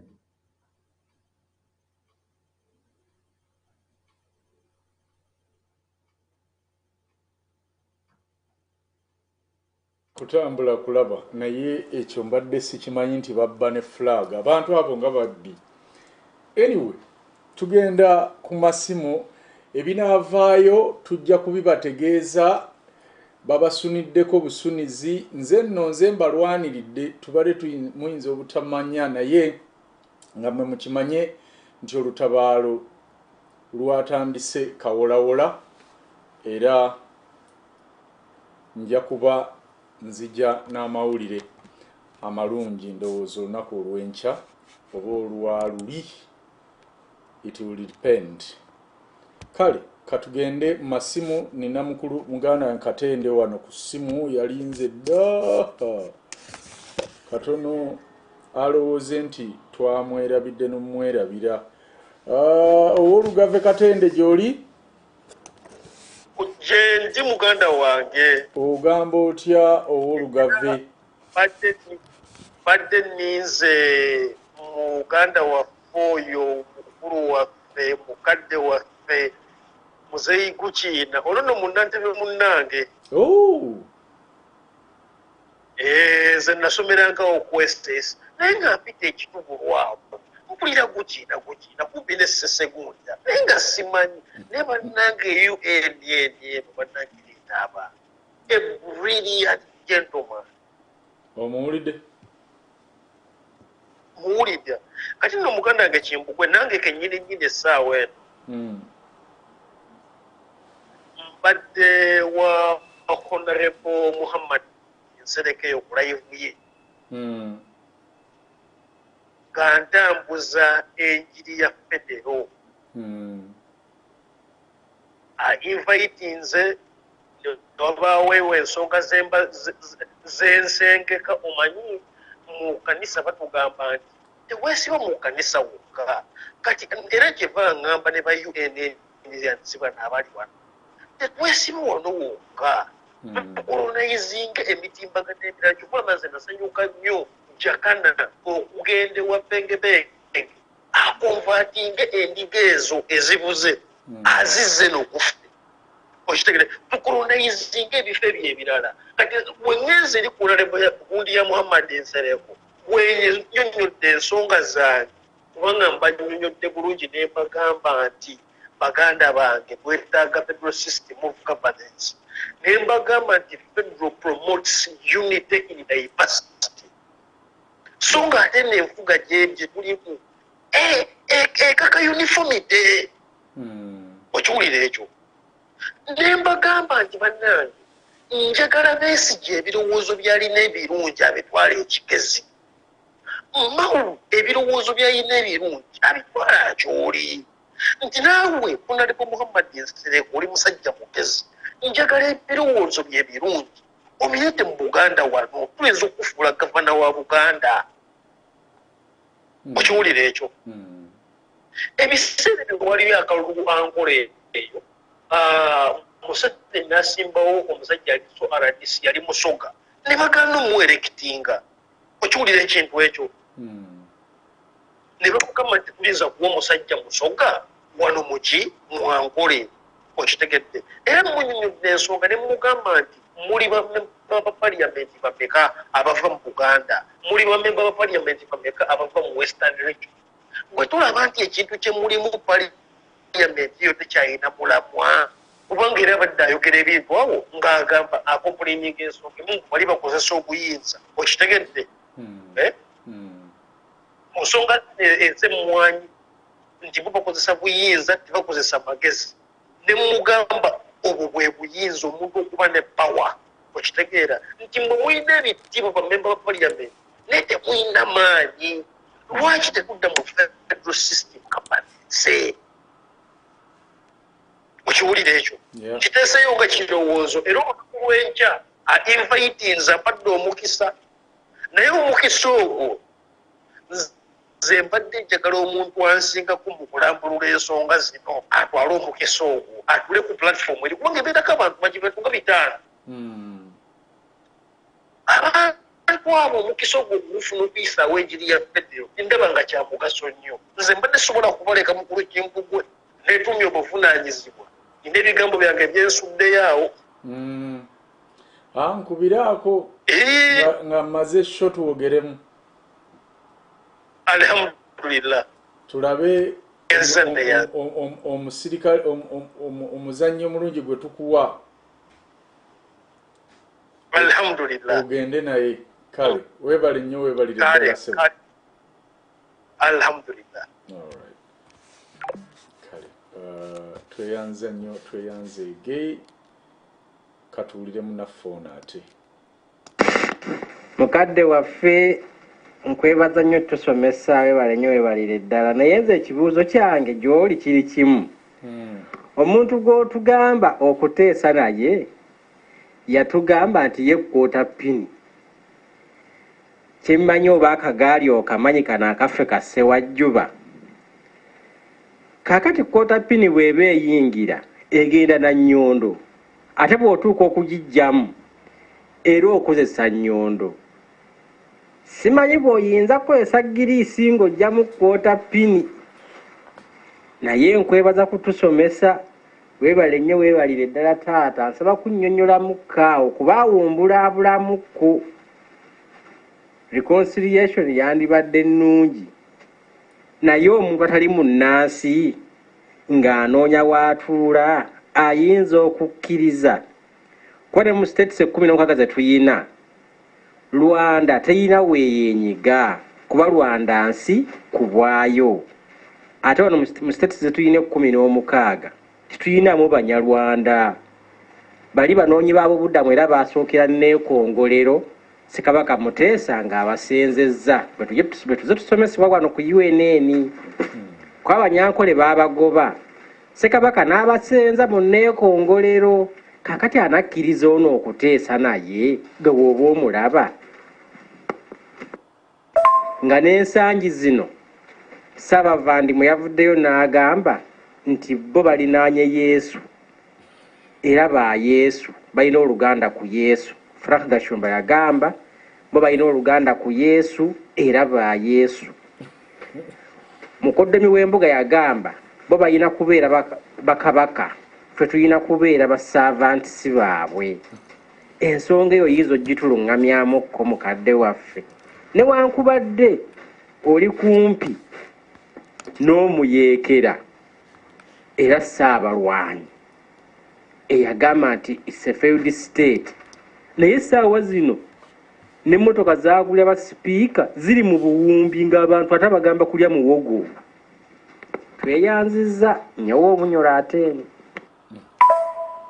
ebale nnyo ateenyi katuwulire munnaffono omulala mulangira we bali kuweereza kale munna ne profesa ye bali kujja nze munnawusiro yes sir nze sina kibuuzo naye ndi mwennyamivu badde mu comment wano ne bannaffe ndowooza bayinza okuba bapya abasinga kwegamba kirabika level ya profesa kati kwe tuli waggulu nnyo ne bannaffe abamu abagoberera kibeetaagisa kudda mabega kudda okujja okubaseetinga okuva emabega ekiyinza okuba ekizibu okutegeera mu kiseera kino oba okuddayo emabega okugoberera paka lwe watusanga kubanga tututte ebbanga ddene okututeekateeka okutuuka wano naye nga nze ndowooza ekyangu ky'okutegeera okubafunzizaamu nze nga bwe ntegeera profesa agamba amawanga 15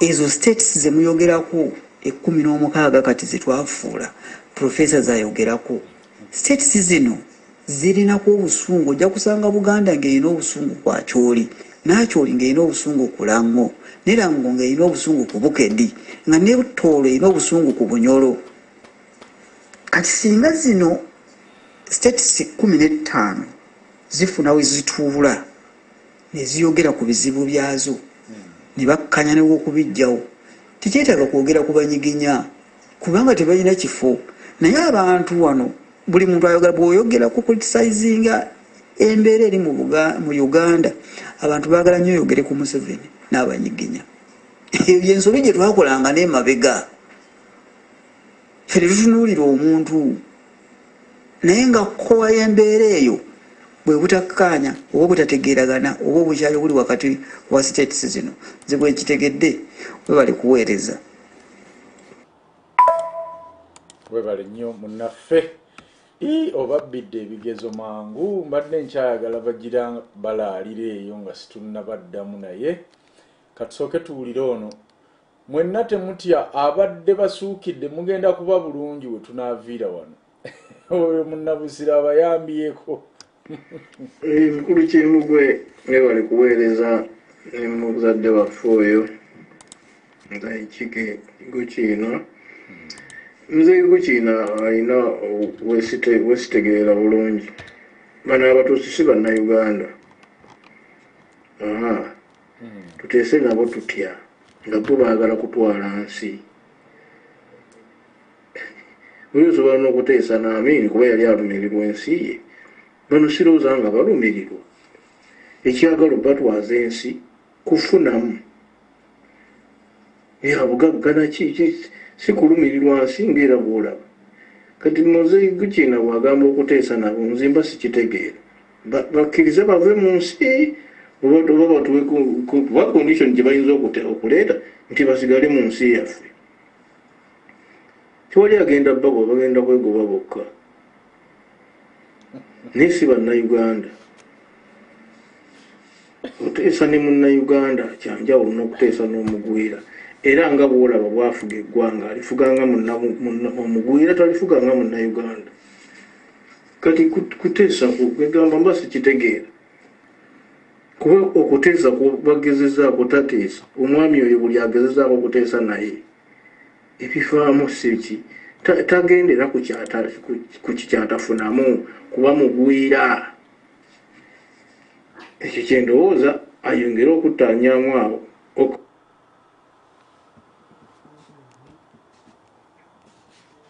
kuba biyita bbali oba atya si kikitegeero kyenyinza okulowooza nti ayogera ni general terms nga bannayuganda abatuufu baalikoze ekyo kikola naye n'abagwira sirowooza nga kikola naye mwebale kuweereza katusabe amagezi gakuweebwa muno nga tusuubire nti profesa kyateesa kituufu era kiyinza okukola tuyinza okigezaako kale tonabeera bulungi n'abawuliza kakati bannayuganda ekizibu kye tulina tetuwuliriza ate twalookinga somewhere tutandika ne bu vidiyo wano era buli mukadde waffe lwajja aleeta vidiyo mujjukire vidiyo esoose oba gye twasookeddeko wano eya WBS ekibuuzo ekyamubuuzibwa ng'atandika mwena kibatawanya kye yasookeddeku bannayuganda ekituli ku mumwa kimu mu 7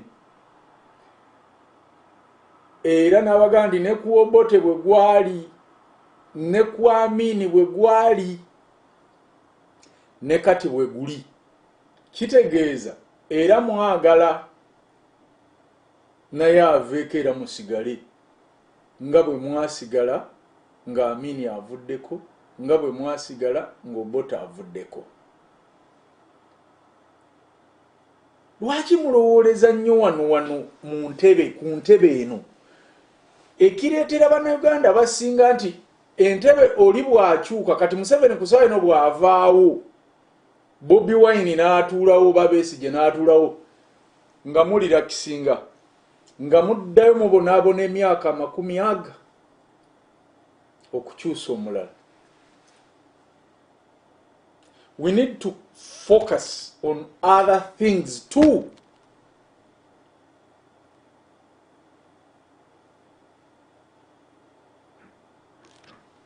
Nabagambye mujjako obucu lwakuba ndowooza muwulira ebintu naye ne mutagatta dots.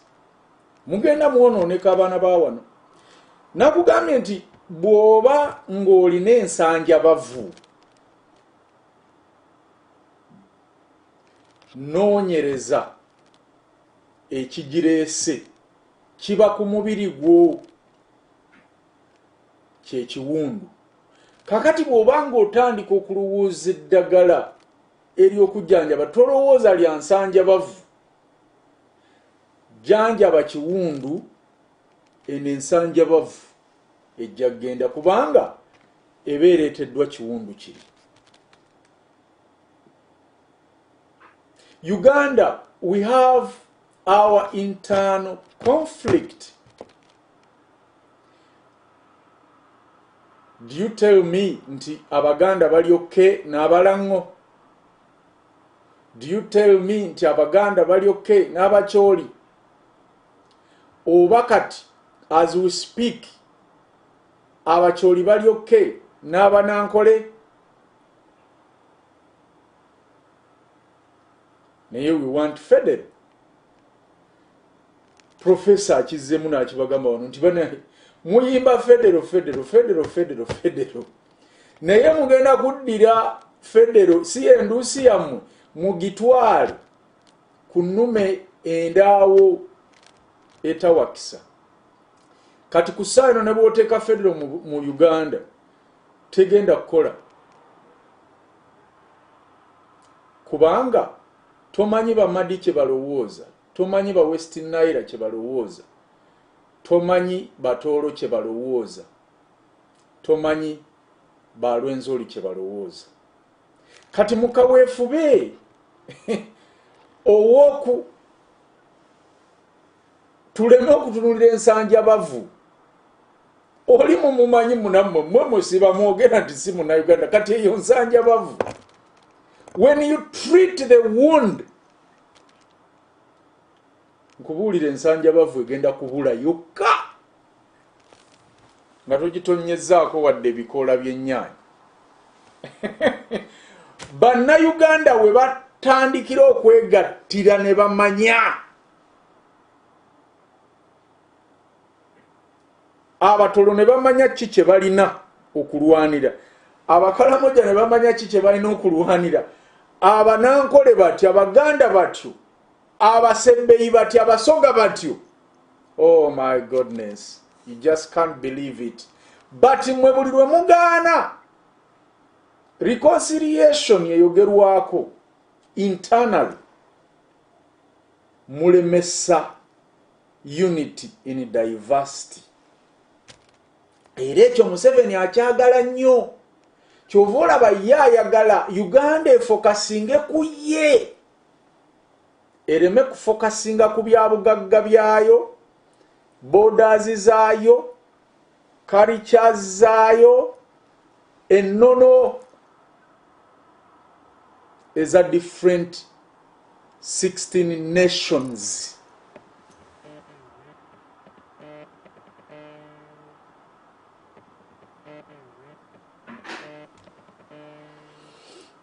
katulabe munaffe ali ku ssimu.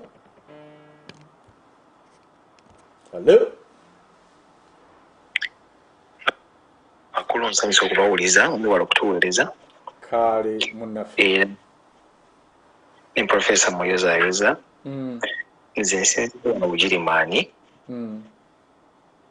Professor weebala omulimu gw'okola n'ezi encyclopedia zonna tuzirengera, weebala olw'okwewaayo okugeza ku kusomesa eggwanga lyaffe.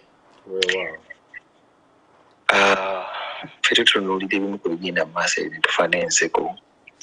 Okusookerako ddala mu butuufu enseko sigamba nti tuseka za ssanyu, naye ogenda n'otunuulira abantu Professor b'ogezaako okuyigiriza oba naffe betugezaako okukubiriza nga temubutuufu tebeefaako. Oli yasharinga ka video nga simanyi bakugamba nti waliwo ayogedde nti akameza kalina kuba ka million namba, n'ogamba kati ono biki byampeereza bino. Really obuzibu bwe tulimu buno. It's not even a time for joking anymore, by the way. Okay. Yes, unansonyiwa okwogera kino naye nze ndi musajja agoberera nnyo akatikkiro waffe ekitiibwa Charles Peter Mayigira naye anansonyiwa okumwogerako. But let us stop making things or the condition to look normal. Okugamba nti ogenze kulaunchinga simanyi omuyimbi ayimba album what and what. We are making life look normal, but it's not normal at all, honestly speaking. Sure. Okay? Oli najja ateekawo simanyi omusomo ekijaguzo kimanyi kyabali bambizi. Owulidde. Kakati mu butuufu really Professor ku mulimu nga nzize ku mulimu gw'olunaku olwaleero. Bwe tutunuulira ensanja bavu yagenda mu buli kitundu nti West Nile waliyo gwe baateekayo artificial god waayo. General Modest Ali. Okay? Yeah. We cannot sit with West Nile or get any sort of representation nga tetuyise mwoyo kubanga oli yagenda atonda buli region artificial gods. Owulidde. Kati how do you tell these dialogues nga omuntu ali influential mu West Nile tali kusaidia? Genda mu Bugiso, you will find waliwo omuntu omulala. Ogende mu Japadora ojja kusangawo waliwo n'obaakulira ebyokulonda mu NRM, something like that. In that nti ne wabeerawo campaign z'ebyokulonda asobola okuyimirira oli n'agamba tetukkiriza Kyagulanyi kujja mu kitundu ky'Abajapadora kubanga nze odo ingambye ajja kuyingirawo. So there were small goods that we are created in all parts. How do you think we can foster this dialogue? Ensanja bavu tekkiriza nti it should go on. Bwe kibeera nti ne mulumbe olubeera nti it is a traditional function nti namwe bujjuzaamu abantu bakola mu kitongole kya ISO. The level of militarization mu mikolo egyaffe egy'obuwangwa mu church and everywhere has left everything impossible. I like your ideas, but how do you think they can be achieved with this level of militarization? Eyanziza nnyo. Okay, weebale nnyo, weebalire ddala. Professor, tusooke tuddemu abo nga situnnafuna balala. Ono abadde abuuza nti how can we achieve that kuba buli wamu ono yassaayo ba representatives be. Nga mmaliriza ku kyembadde nyinyonnyola Professor J. Professor okuva ku ntandikwa ne vidiyo ze tulaga n'ebitabo bye tulaga n'ekyaliwo mu 79 bye yawabula na bino byazza wabula abadde ku nsonga yeegi emu era gye twetaaga to complete. Last week bwe yali wano yatugamba nti obuyinza tetumanyi gye buli. Ffe tulowooza bano be tulaba n'amamundu, bano be tulaba n'amataayi n'amasuuti nga babawerekera bwe buyinza oba bwe bwakabaka. Abakulembeze gye bali naye bano oba abannyini buyinza bano be baaziyiza era be bataagala tulabeko. Ate era abakulembeze abo nga ffenna tubassaamu ekitiibwa kuba ebitiibwa byabwe n'obuyinza bwabwe bwa butonde si bwa kusaba bululu. Ffe tutunuulidde abakulembeze b'obululu n'abakulembeze b'emmundu ne tuleka abakulembeze abaliko amaanyi agaabwe ag'obutonde. Njagala Professor awo obutandikira okuyambako abaana bano. Mulabye okuyiga bwe kutakoma. Okusooka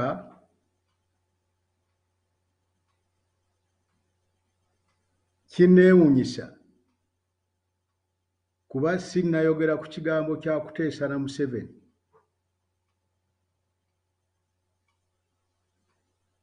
Sinnakiyisaako mu kamwa, naye omuntu aba n'ekintu mu mutwe gwe n'atawuliriza, kaakati n'avaayo n'agamba nti aliko kyawulidde. Ekyo kizibu kiri mu mutwe gwo, tekiri mu bye njogera. Ekyokubiri, nabagamba nti omugenzi Eriya Kategaya yayagala nnyo nsisinkane Museveni, nagaana okumusisinkana.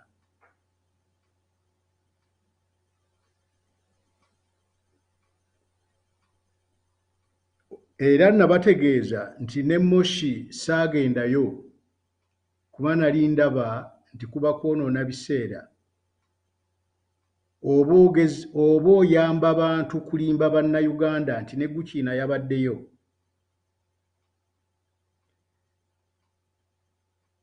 Nga ku ssaawa ya leero bw'oba olimba bannayuganda okugamba nti oli mu paliamenti, ng'ate paliamenti nalyo eryo essiga liri dysfunctional.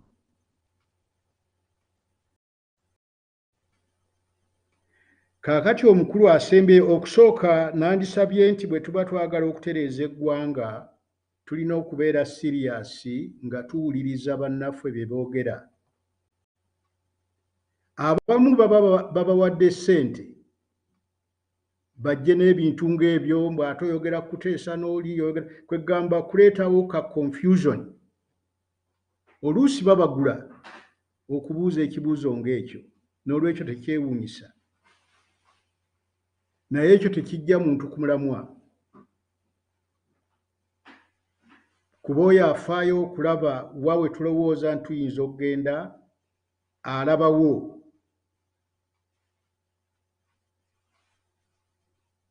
Beba abaatendereza ng'Obote ow'obukodyo 9/9. Naye baakyo Obote agenze nga tasobola na kumanya wa gye kivudde. Obote teyagenda lwa kugamba DP egumire.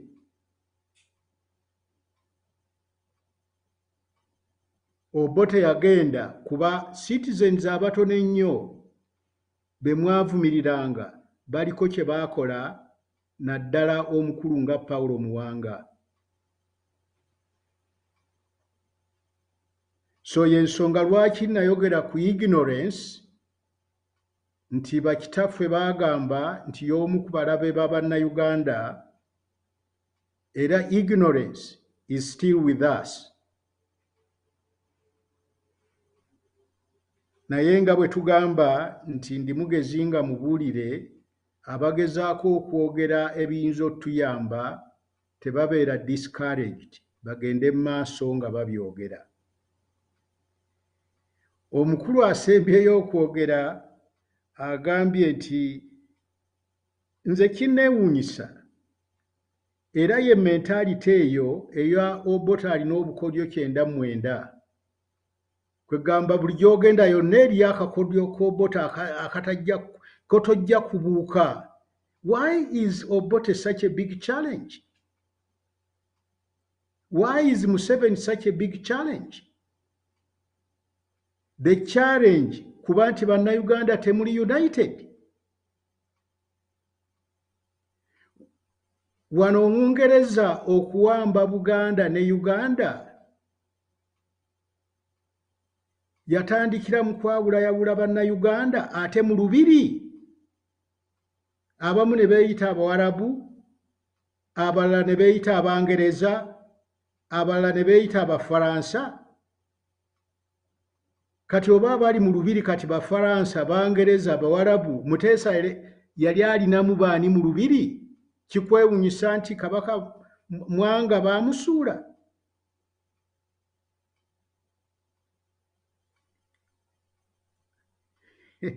Saagala kwogera nnimi oluusi eziyinza obutatambula bulungi, naye ndowooza waliwo ab'ekika ky'abantu abasitudde embugo, kati mulekeraawo okutunulayo.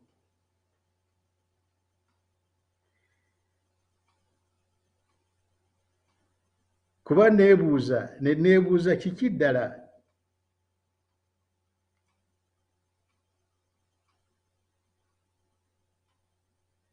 Kaakati n'ekirala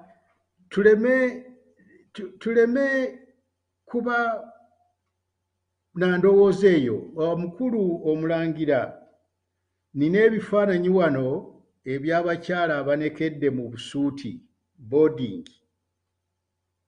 Nina Rebecca Kadaga, nina Cecilia Ogwalo, nina bano abakungu ba mu gavumenti ya Museveni. Bonna obalaba, walaba taata Woolanya ng'anekedde mu kkanzu n'ekkooti. Ebintu ebyo byonna bigenda mu maaso. Wano abagamba tebaagala lulimi Luganda bwe baba bagenda mu West ku mbaga, bagenda na kadongo kamu, yenna ali mu Luganda. Waliwo wano omwami omu yawandiise, si Muganda, yawandiise n'aga nti nze bannayuganda mbeewuunya. Yabadde eyo mu Western Uganda eyo ne bayimba tukutendereza mu Luganda. N'essanyu ejjitirivu. Kakati gwoddaawo otandika okwogera ku ani atayagala lulimi Luganda, ani yagamba nti Museveni alina okwagala olulimi Oluganda? Bw'aba ayagala Luswayiri, Museveni ayogera Oluswayiri lwe, abayimba tukutendereza mu Luganda, bayimbe tukutendereza mu Luganda. At the end of the day, who cares what Museveni does? Wano Obote yagamba nti abantu bange mbajja embuddu, Obwakabaka mbujjeewo. Where is Obote?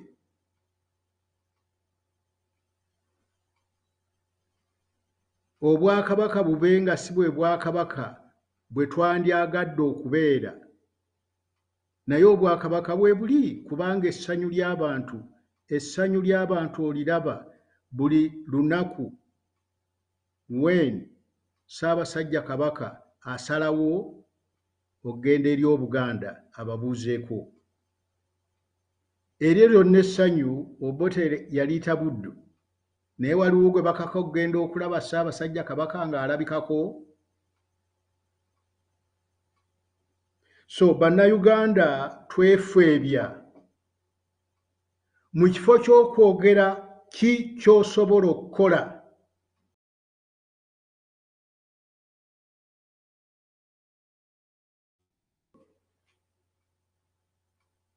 Olwo oluyiira bwe lwazikira n'otandika buto Museveni, Idi Amin, kikuyamba ki?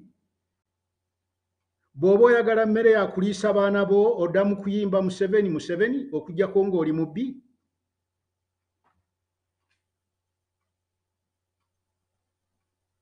So tukomye omuze ogw'okwogeza abantu bye batayogedde.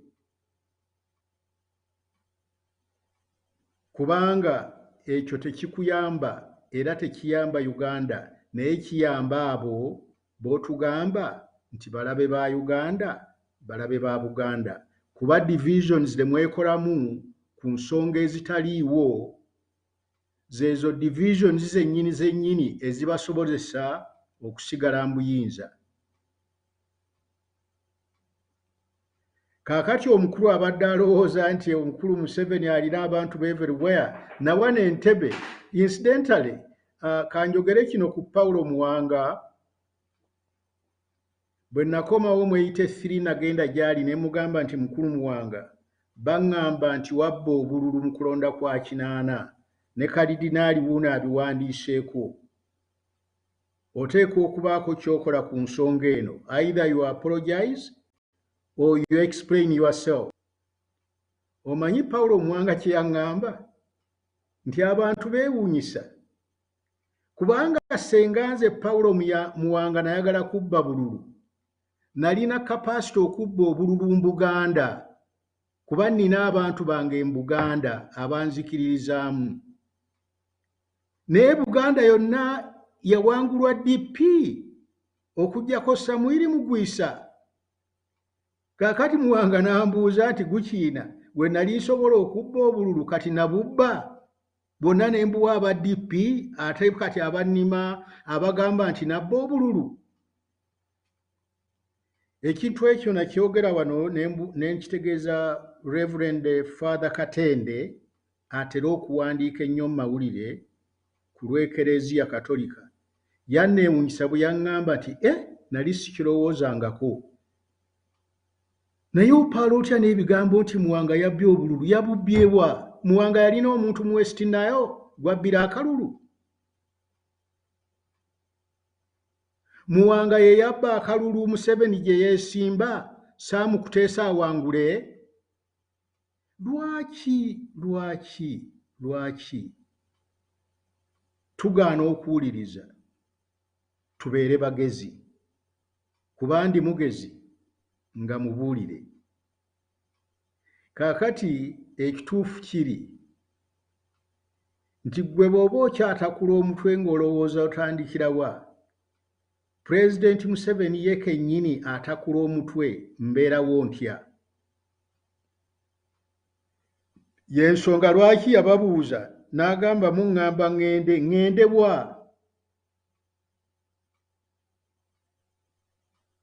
Museveni anoonya butuulo amanyi alina okugenda naye agendewa omuntu anoonya obutuulo gw'otendereza mu buli kimu era n'omufuula subject gy'oyogerako 24 hours a day oba omufudde na bwa kitalo nnyo nze bwe nakomawo wano saayogera n'Obote era saagenda w'Obote nayogera ne Paulo Muwanga era mmanyi ekyavaamu naye ng'Abaganda nga bano bagundi abo otugamba Kuteesa na Museveni be baŋŋamba nga togende wa Paulo Muwanga musajja mutemu era ajja kwogera naawe bulungi akuwe ne caayi naye bo n'oba ofuluma nga bakwata nga bakubuzaawo nagenda nayo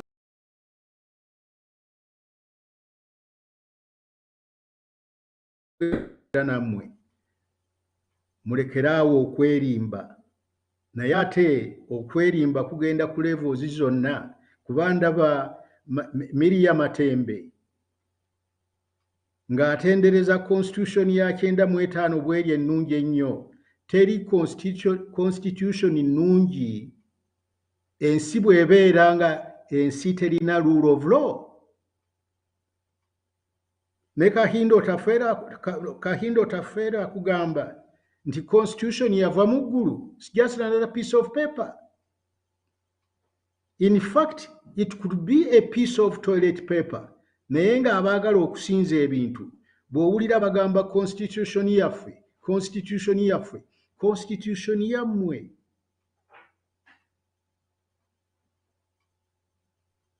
bwe kyatuuka eky'okugyawo term limit mwali ludda wa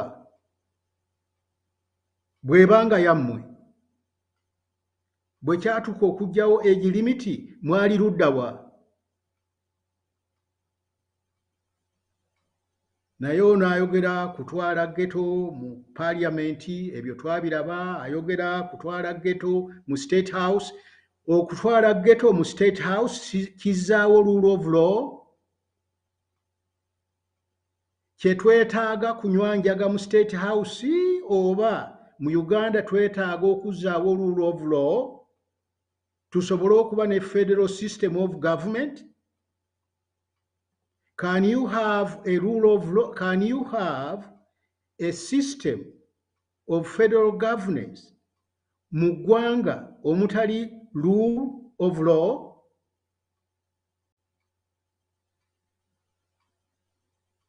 Gye mbadde nti otandika n'amateeka okugamba abantu nti okomaawo. You divide powers.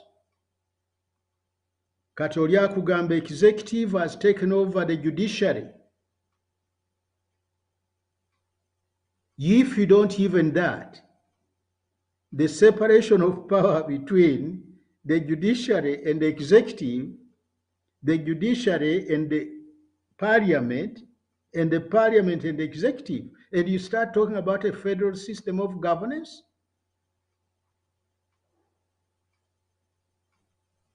So, bannayuganda bannange, nze mpuliriza nnyo buli omu ky'ayogera kuba nkimanyi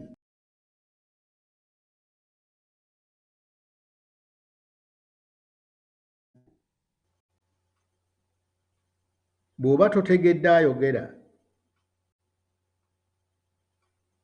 wandibadde ogezaako nnyo okumanya ebyogeddwa nga tonnabaako ky'oyogera ku byogeddwa. Naye ate mbeebaza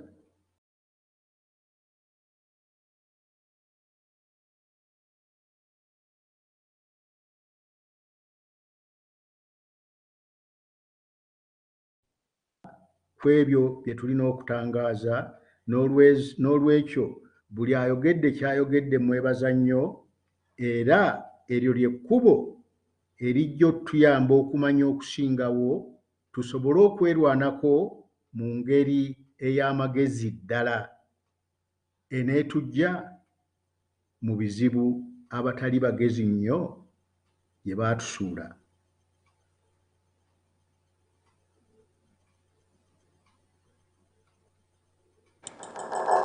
Kale tweyanza nnyo tweyanzeege. Banaye mulinayo ebibuuzo ebirala kuba ebibuuzo byonna ebisinga ndowooza biddiddwamu. Muleme kufuula bantu bano bakatonda. Kakati mwe mulowooza ki ekiyinza okukolebwa nga mutya bwe mutyo ekisooka buli bwe twogera oba buli pulaani ejja gamba nti ate yo oyo alinawo bano, oyo yateekawo bano, oyo kakati kitegeeza tewali kyakukola we sit down tutunuulire eggwanga nga balitwala. Nga ye bwe yazimba abantu abo bateeka buli wamu, naffe tukisobola. Era kye tulina okutandikako. Naye kakati mmwe bwe munaabeera munedda tetulina kukola kino, ate kakati omusajja akole kino, tetusobola kutuula mu Uganda kubanga omusajja atta abantu mu Uganda. Kakati tubeerewa. Bwe tuba tetugenzeeyo ani gwe mwagala okusindika yagenda amubattire, then mwe mujje mutuule mufuge. Ku ssaawa eno singa mbuuza wano, ffenna twagala federo. Ate tukimanyi nti federo involvinga oba etwaliramu amawanga 16 ga Uganda. Ku ssaawa eno ani alina plan egenda okuleeta eggwanga lya Lwenzori ku board? Ku ssaawa eno bw'oba ova mu Lwenzori, plan ki gye mulinawo ey'obukulembeze nga bwe bugenda okuba mu state yammwe, era ani agenda obbalonda, era ugenda kukulembera n'abaani nga state ya Lwenzori terina kyemanyi. Jjukira kabaka waabwe taliyo muwambe. Ku ssaawa eno bw'oba ova mu Buganda, Obuganda bugenda kukulemberwa butya? Ngeri ki abakulembeze gye bagenda okukulembera? Mulowooza era muzzaayo zino empiri. Kwegamba tugende na zino empiri era eziri ne Museveni era ze ziba zibeera mu Buganda state. Eyo yonna enkola erina kukolwako etya. Ogenda kutandika kusitula bakulu baabika ab'amasiga ab'obusolyo baleeta eno e Bulaaya gye baba batuula, gye baba bateeseza. Twagala kulaba abakulembeze bano be tulaba abali mu masuuti abatunda eggwanga, ddala bannayuganda, ddala Baganda, ddala Bakyoli, ddala Balango, ddala Banankole, ddala Banyolo, ekyo genda kikola otya?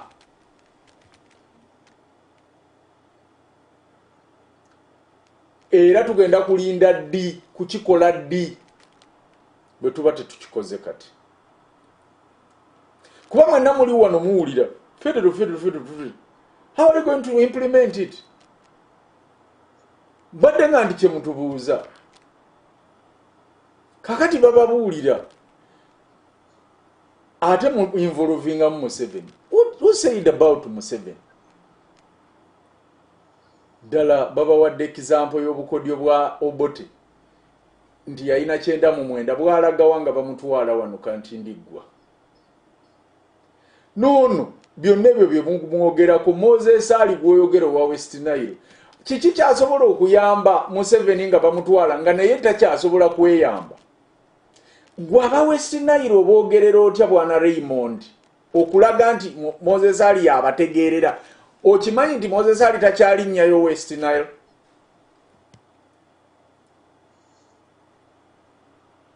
Wagendayo n'oyogerako nabo. Moses ali wa buwangwa, mukulembeze wa buwangwa oba ali politiko? Ab'obuwangwa bwayo bamanyi, tokimanyi nti waliyo kabaka? Bagamba ki? Ebyo bye tulina okusooka okukola kuba amaanyi gaffe we gali. Amaanyi gaffe gali mu kwegatta. Naye muyita abantu beegatte. Mumanyi abantu bwe bayinza okwegatta. Ekyabalemesa okwegatta mukimanyi. That is the research we have to go and do on ground. Muleme kutya. Mweke nyini mwe mwogera n'abasirikale bali bubi. Naye kati kunoomanya otya nti bali bubi nti oba mulimu abatamwagala? Abasirikale bano tulina nabo okumanya bavaawa. Mwe mugamba nti bonna bannalwanda. Tugenda kukimanya tutyo okwawulamu Abaganda, Abakyoli, Abalango nga tetuzze mu bika byabwe. Kuba tegiye atalina kikamwava obanjo bw'abanga ddala indigenous Uganda. So tetwagala ate ebintu ebimu tubaleke mabega. That's why tuvaayo okubabuulira.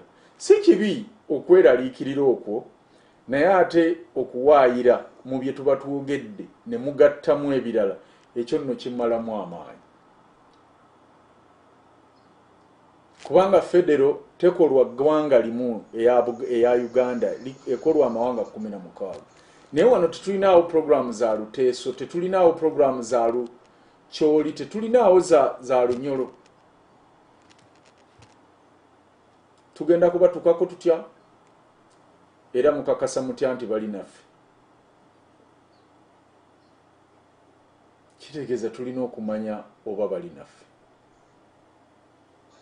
Kansubire nti olwaleero musule nga mwefumiitiriza. Twali wano ku Lwomukaaga ne Mama Liz ng'atuyigiriza active listening. Kakati mukirabye olwaleero bwe kibalidde nti mwenna muba omwo mu kuchatinga. Hello gundi, hello darling, hello sweetheart, happy birthday gundi. Ebigambo bibayita buyisi ku mitwe. Active listening bwe naabula mu bintu bino, amazima tugenda kuba tusomeseza bwereere.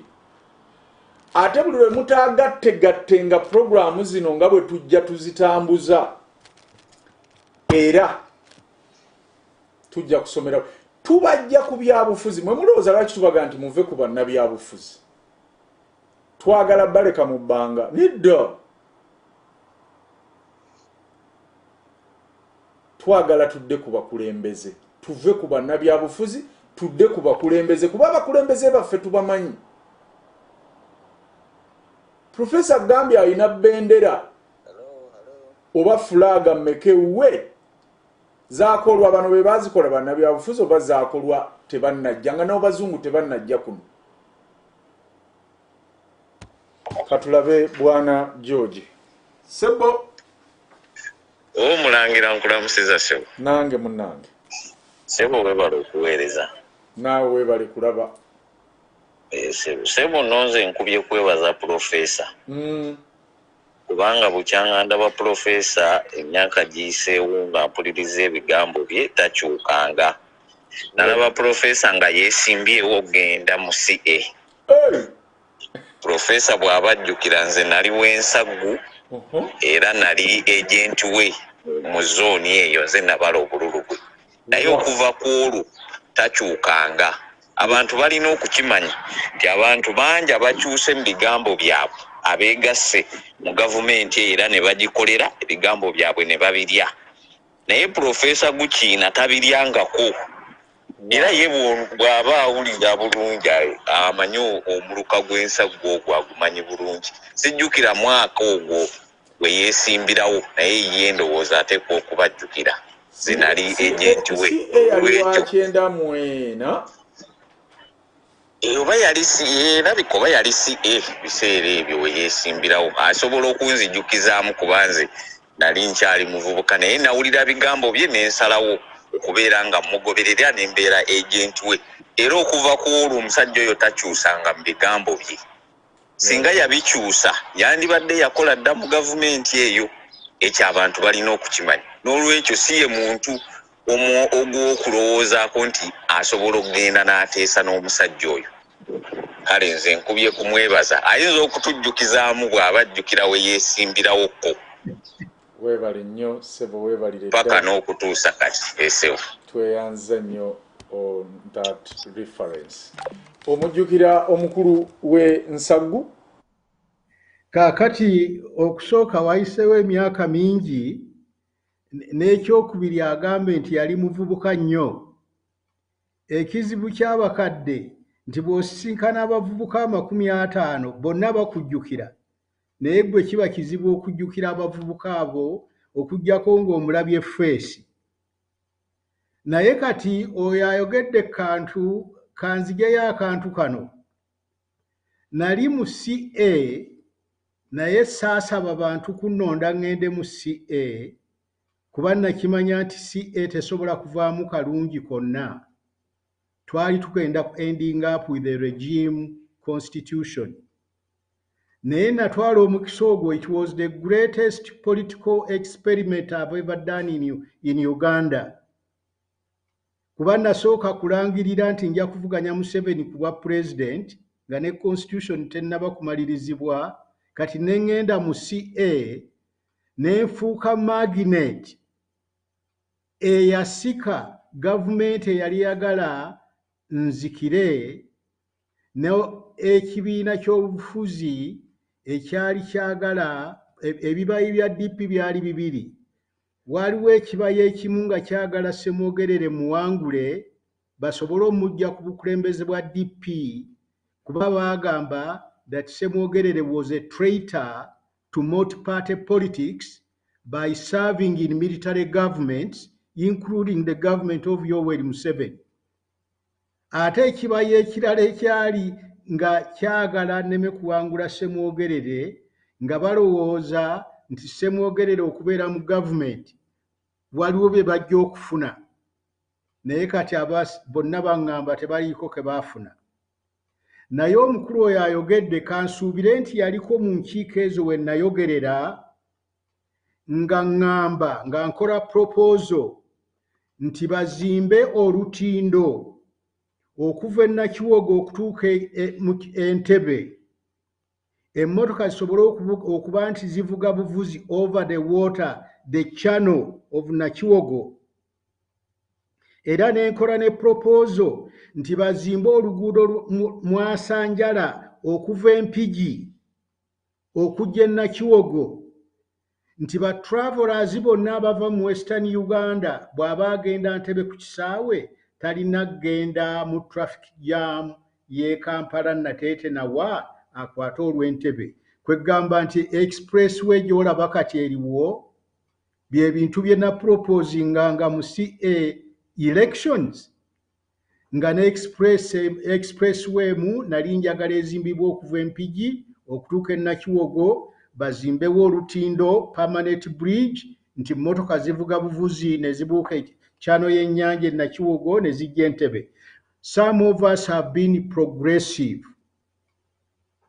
Ebintu ebimu bye tupropose nga biteekinga time.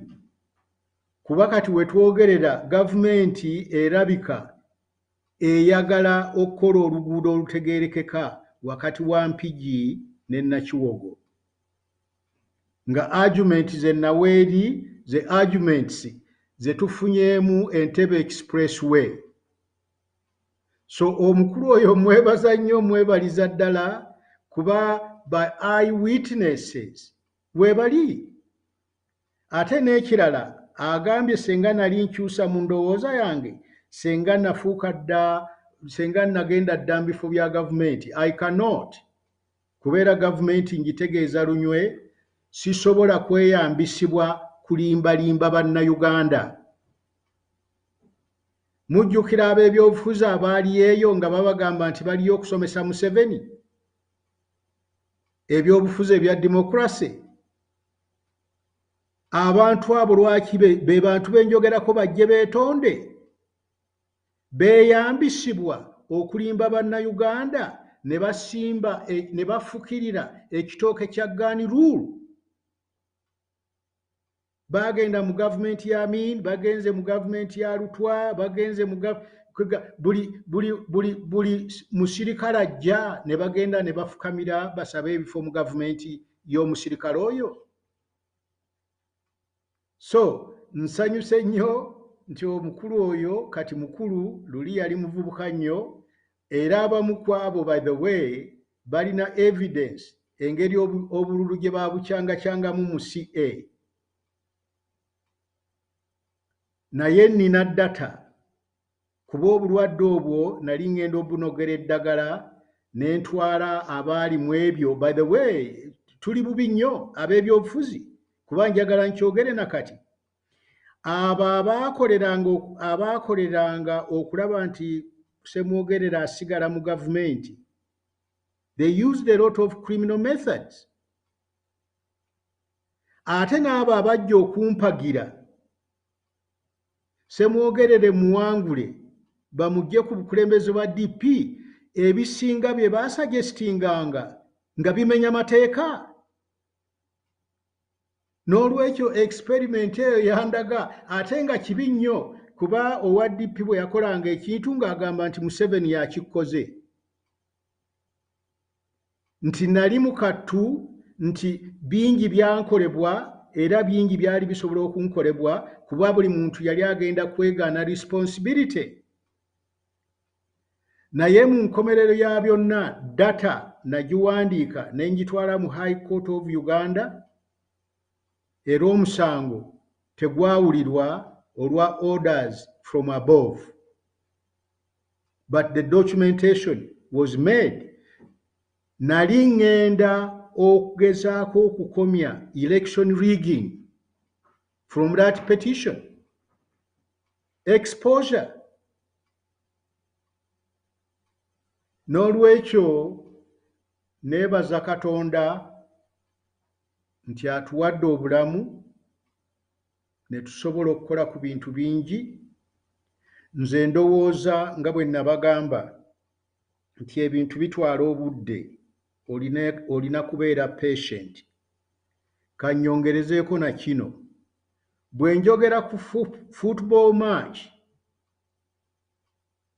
gye nkoonyeeko, njagala Kabaka wa Bunyoro y'aba abeera omugenyi omukulu mu kisaawe kyaffe ekya Mulindwa nga Hoima City ezannya Ntebe City. Naye omuntu alowooza nga bannaffe abo abali mu bokisi eyo ayinza n'okulowooza nti omugenyi omukulu alina kubeera Yoweri Kaguta Museveni.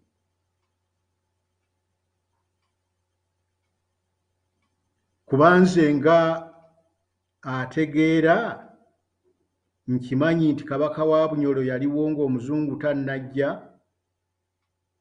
Kabaka Muteesa II, omanye ebiseera ebyo Obwakabaka baabulwaniranga okulwana okufuuka kabaka. Kabaka Muteesa II wa Buganda ye yayamba Kabalega okuwangula abaali bamuvuganya, Kabalega n'afuuka kabaka wa Bunyoro. So njagala kabaka wa Bunyoro ajje Entebbe mu kapiira ka Hoima against Entebbe municipality.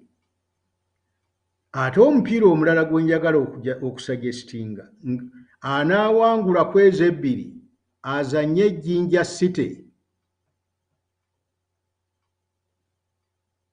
Awo ba kabaka wa Buganda agenda abeera omugenyi omukulu mu Jinja City.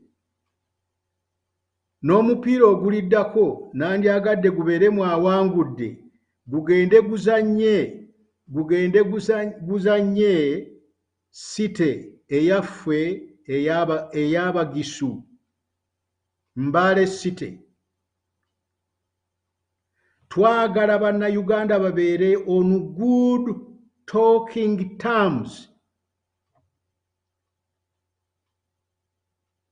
Kuba bannayuganda bwe babeera on good talking terms, abantu abeeyambisa divide and rule bajja kukoma. Kuba tujja kuba nga tuwuliziganya. Ky'oyogera e Mbale Ssemudde kintuukako Entebbe. Ate nga n'Entebbe nga bwe nakikoonako, Abagisu abakulu weebali, ate n'Abagisu abato weebali, kubanga Uganda egenda ekulaakulana. Kyenvudde nkugamba nti ttiimu gy'oyita ey'Abanyoro eva e Hoima eyinza okuba nga half of the players Abaganda. Era terijja kubuuza nti oyo player Muganda, kubanga bw'ogamba nti Hoima City, omutuuze w'e Hoima yazanyira Hoima, ng'omusogo w'Entebbe bw'anaazannya mu ttiimu y'Entebbe kuba mutuuze w'Entebbe. We are looking for solutions, uniting the people of Uganda so that we can protect our rights, we can protect our resources. Gw'oli mu bannamawanga batwala ebyobugagga, oli ludda wa? Lwaki tovaayo n'obastopinga? Ate tugezaako okuleeta amakubo agagatta abantu tugambe tokwata ku kyaffe, ate gwe oli mu kusekeeterera. Ssebo kankomaawo, era nga bulijjo bwe ŋŋamba, neewala nnyo okukoleeza omuliro, kuba ekimu ku ekyo bye tulina okukola kwe kuzikiza emiriro egy'enjawulo egigenda mu maaso n'okwonoona Uganda yaffe. Mwebale nnyo, mwebalire ddala. Weewaawo Professor amavuuniko ogatemye n'ogakuba n'oganjala. Ekyo nno kituufu era kikulu. Simanyi oba waliwo ekirala kye mutategedde, naye nsuubira abasinga mutegedde. Era tetugenda kusukkawo wano olunaku olwaleero, tugenda kusaba Oweekitiibwa atusiibule ate tulabe naffe bwe tugenda okugalangatanya ekiwanga. Ssebo Professor siibula abantu ababadde batulaba era batuwuliriza. Bonna ababadde bawuliriza, buli omu asobodde okubaako ky'ayogedde mu conference eno, nze no ngiyita na conference. Mwebaza ne ssekwebaza yenna. Mujjukira abaali bagezaako okuzimba batuuke mu ggulu ne batandika okwogera ennimi ez'enjawulo, era pulojekiti n'egaana. Eno pulojekiti gye tutandise, pulojekiti Uganda, yo tejja gaana,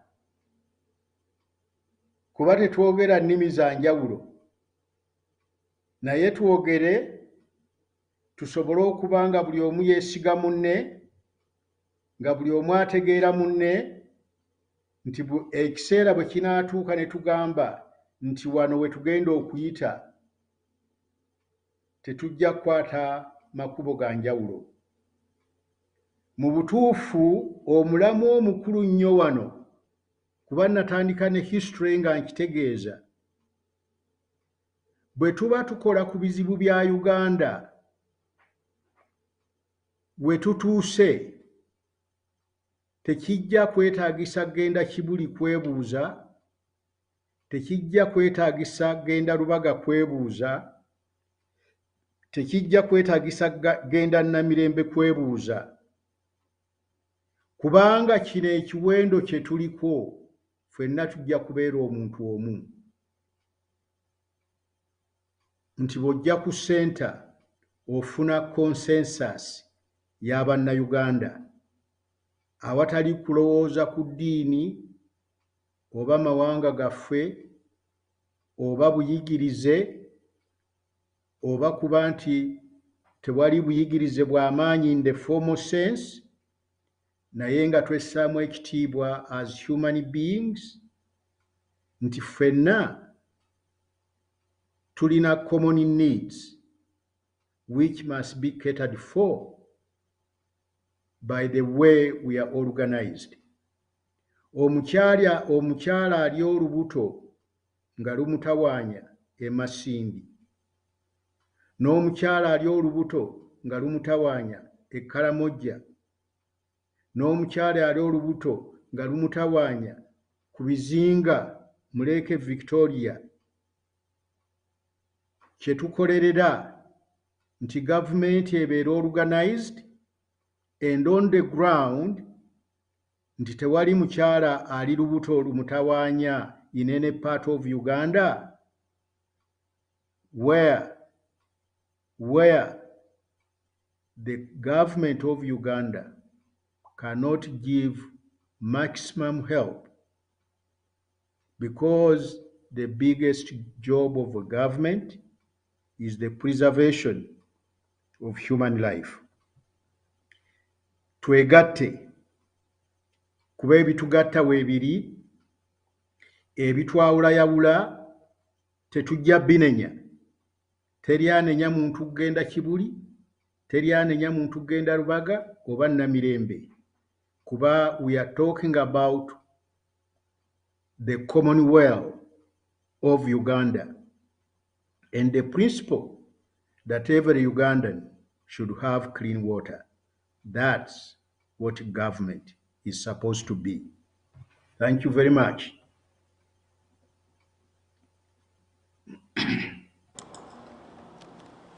Tweyanza nnyo, tweyanzege. Dr. nsaba nange okubasibulira wano n'okwagaliza mwoyo wa Mukama okubabeerako. Tuddingane enkya mu programu gyako bucu.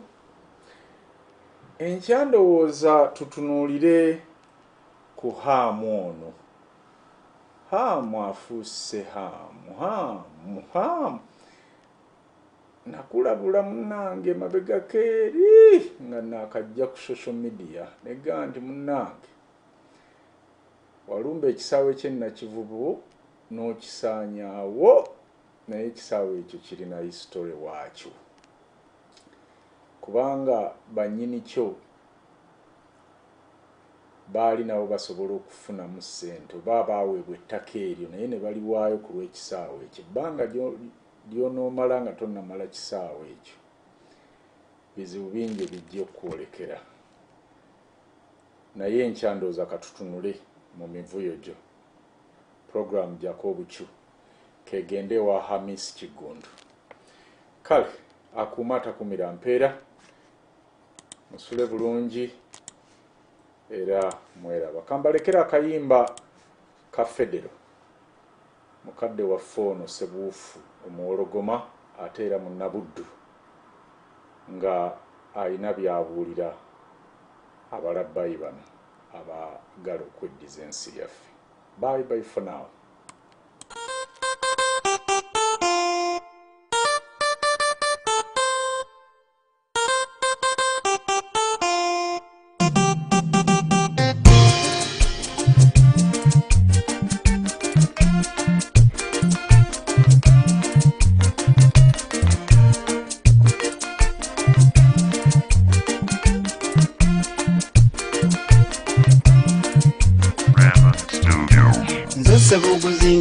bulijjo ndi mutabani wa Zibalaba etoweerwa ab'engerudde eri n'ab'ekyamuli bambatumidde ndi Ssebuguzi nga bulijjo ndi muzzukulu wa Namuguzi bentuukeerwa dda neetaaya n'ab'e mbatumidde ndi Wampologoma Seesula n'erinnya oliwulidde bammanga b'ennyonyi abanzaala bannange mwebale mwayamba si alisubiddwa amakula gano olw'ebigambo by'enzimbi ensi nga njagala nnyo mutegeere ebinaajo n'ensi yaffe bwe nditookiika mmulise mufune ekitangaala nga nsongera ddala Wavaleenya tukooye n'entalo ezitaliggwa ffe Abaganda atwamatira ku lwa Museveni olwali wano ndowooza n'engulu bategedde ekiyitibwa olutalo kibi n'Abaganda abagamba ttoka lyadde akaddadda ab'engulu kye baatukola baki bakoze ekyatukolwa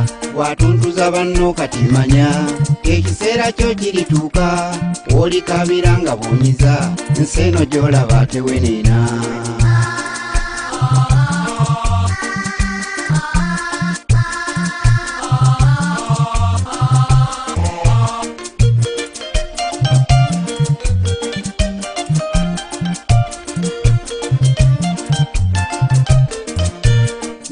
Nkola ekyanzaaza nga ntaganjula ebyakyama nyige n'ebiwundu biwone kuba nzijanjaba nsi yange bwe ndi muyimbi kanyimbe nga ntaganjula ebyakyama nyige n'ebiwundu biwone kuba nzijanjaba nsi yange bwe ntunulira Uganda eno n'endowooza bye yabeeranga eryali ekkula lya Afirika wamma neefuna ekyekango buli lwendaba entalo wano neebuuza kyetwaba ki bannayuganda okwetta ffekka ffe twaba ki abatateesa ne be batuyita Abaafrika ebizimbe byetuzimba betukuba olw'ensanvu-mu-mwenda mwalulaba ebibuga bimmeka ebyakubibwa baakuba Masaka ekyewaffe mazima Masaka ataakiraba tebakiseseggula okuggwawo mwoyo gwa Nabaki gwe baakwesa ekigendererwa kyatubula abanoonozi okwekyanga kiggwerule genda eri wamma binaayisa akwatirawo ate ne binaayisa olwatuula ku ntebe neewoomerera tebinaayisa musajja mbi wamma muwanga gwe tumanyi beekolanga obusolosolo nga tetumanyi kigendererwa kozi banoonya obotadde atuzinyisa oluguja ate basawo akalulu kiguumaaza n'abalonzi ze twagaana akakalulu twakakuba omutava akalungi konna olwo bota akajjadde tibaba bannayuganda akwevaamu n'abalufiiramu bangi nnyo naguno gujwa ateeruggwanga tulituusaawo Abaganda bange okulwana entalo ezitaliddwa nga n'ebyatulwanya mu nsangi ziri byendaba kati neewuunya tulituusaawo Abaganda bange okulwana entalo ezitaliddwa nga n'ebyatulwanya mu myaka giri byendaba kati neewuunya.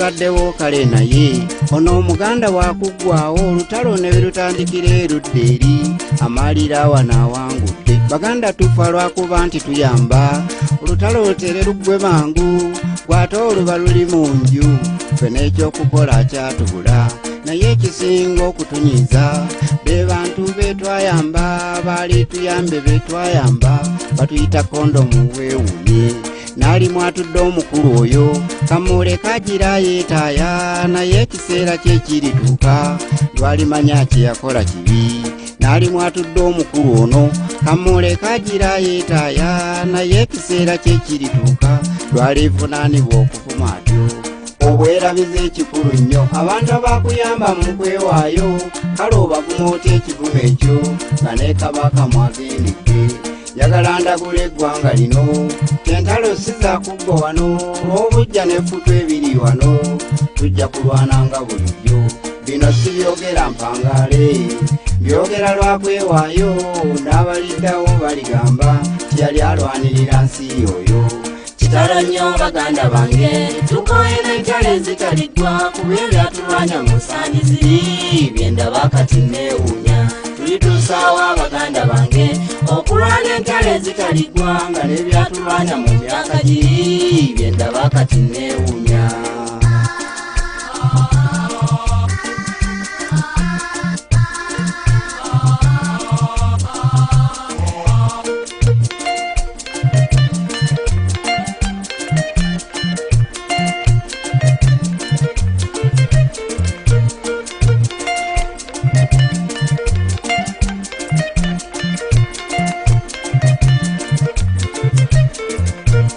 Ekirese tabu wano kwe kulowooza nti ewamme wabi n'osengukira erudda eno mbulwo n'ofuna okwezimba ddaba bolekaawo ente zaawo gwe yalirunze ente ezo kati oli mu Kampala weekonga n'ekikopo ky'amata okyegomba so singa obaddeyo ewammwe eka n'okulaakulanya ebyewammwe walirabye mu myaka ena nga n'ewammwe weegombwa.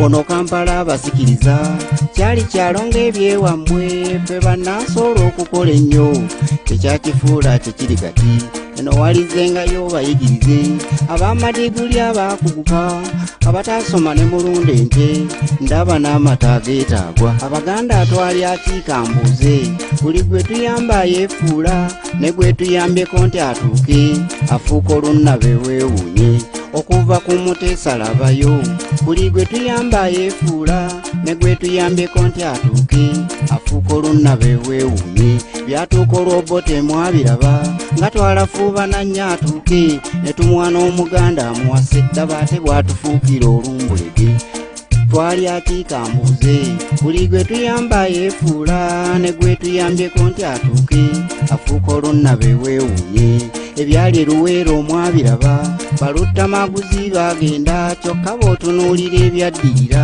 bafiira bwemaga abaalwana ebyali eruweero omwabiraba balutta maguzi bagenda kyokka bootunuulira ebyaddirira bafiira bwemaga abaalwana batulwanyisa entalo wano olutalo oluggwabekkwa bayita bali abeewaabwe bwe tukomba binkumu abaalwana emirimu emisava gye bakola kubeegwakwera ofiisi era bayita bali abeewaabwe tubulwa emirimu bannansangwa twayagala federo baagaana ne mayiro akenda abaakeza bone Kampala atali mu Buganda kyokka ejjoogo ly'abano lyasukka twayagala federo baagaana linyono ttiya gye baleeta kabaka omulondera akatikkiro kintu ekitali mu nnono zaffe kitalo nnyo baganda bange tukoye n'entalo ezitaligwa kuba ebyatulwanya mu myaka giri byendaba kati neewuunya tulituusaawa baganda bange okulwana entalo ezitaligwa nga n'ebyatulwanya mu nsangi ziri byendaba kati neewuunya.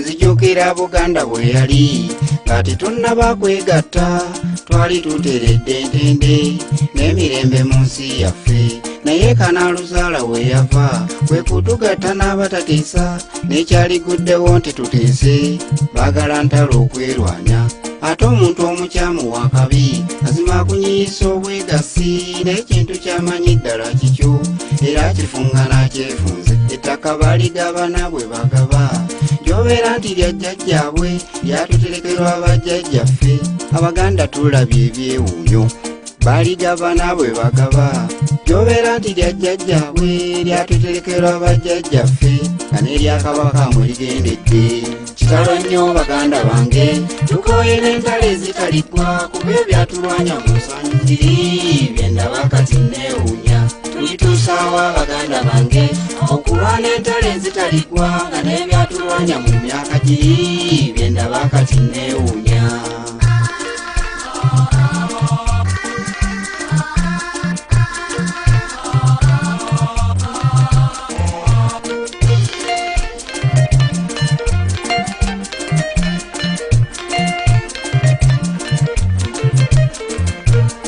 nga tannafa yantuuza era yambuulirira bingi nnyo nti abagwira bali kuno bajja kunyaga ensi yammwe nange benfuze nkitegedde neerabiddeko n'agange ng'abagwira bali kuno bajja kunyaga ensi yaffe bano bakaleekeza bajja kuno ne mukazi w'ezabeeti kati omwana gwe baazaala kulira ayitibwa nabbanja ako kakolyo kagenderere bakaleekeza bajja kuno bwe waliyita emyaka 4 bajja kunyaga ensi yaffe baganda b'amadiguli wano ntoko banoonya mirimu tigirabika anti abagigaba bayiga omuze bagiwa wanyiinde esongodde bino si byogera mpangaale byogera lwakwewaayo n'abaliddawo baligamba tiyali alwanirira nsi oyo bino si byogera mpangaale byogera lwakwewaayo n'abaliddawo baligamba tiyali alwanirira nsi oyo kitalo nnyo baganda bange tukoye n'entalo ezitaligwa kuba ebyatulwanya mu nsangi ziri byendaba kati neewunya tulituusaawa baganda bange okulwana entalo ezitaligwa nga n'ebyatulwanya mu nsangi ziri byendaba kati neewunya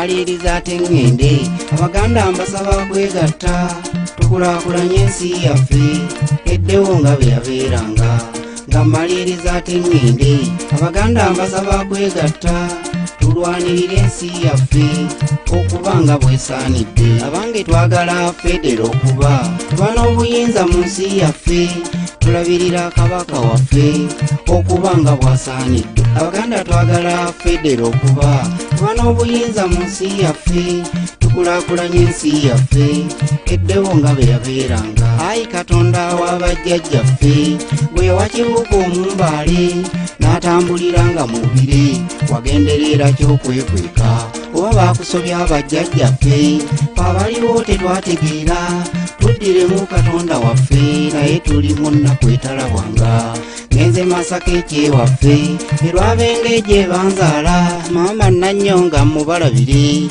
seesibanze gye saazaalwa abange ngenze masaka ekyewaffe erwabenga gye banzaala taata zibalaba mubalabire seesibanze gye saazaalwa mikwano ngenze masaka ekyewaffe erwabenga gye banzaala maama nannyonga mubalabire seesibanze gye saazaalwa mikwano ngenze masaka ekyewaffe erwabenga gye banzaala taata zibalaba mubalabire seesibanze gye saazaalwa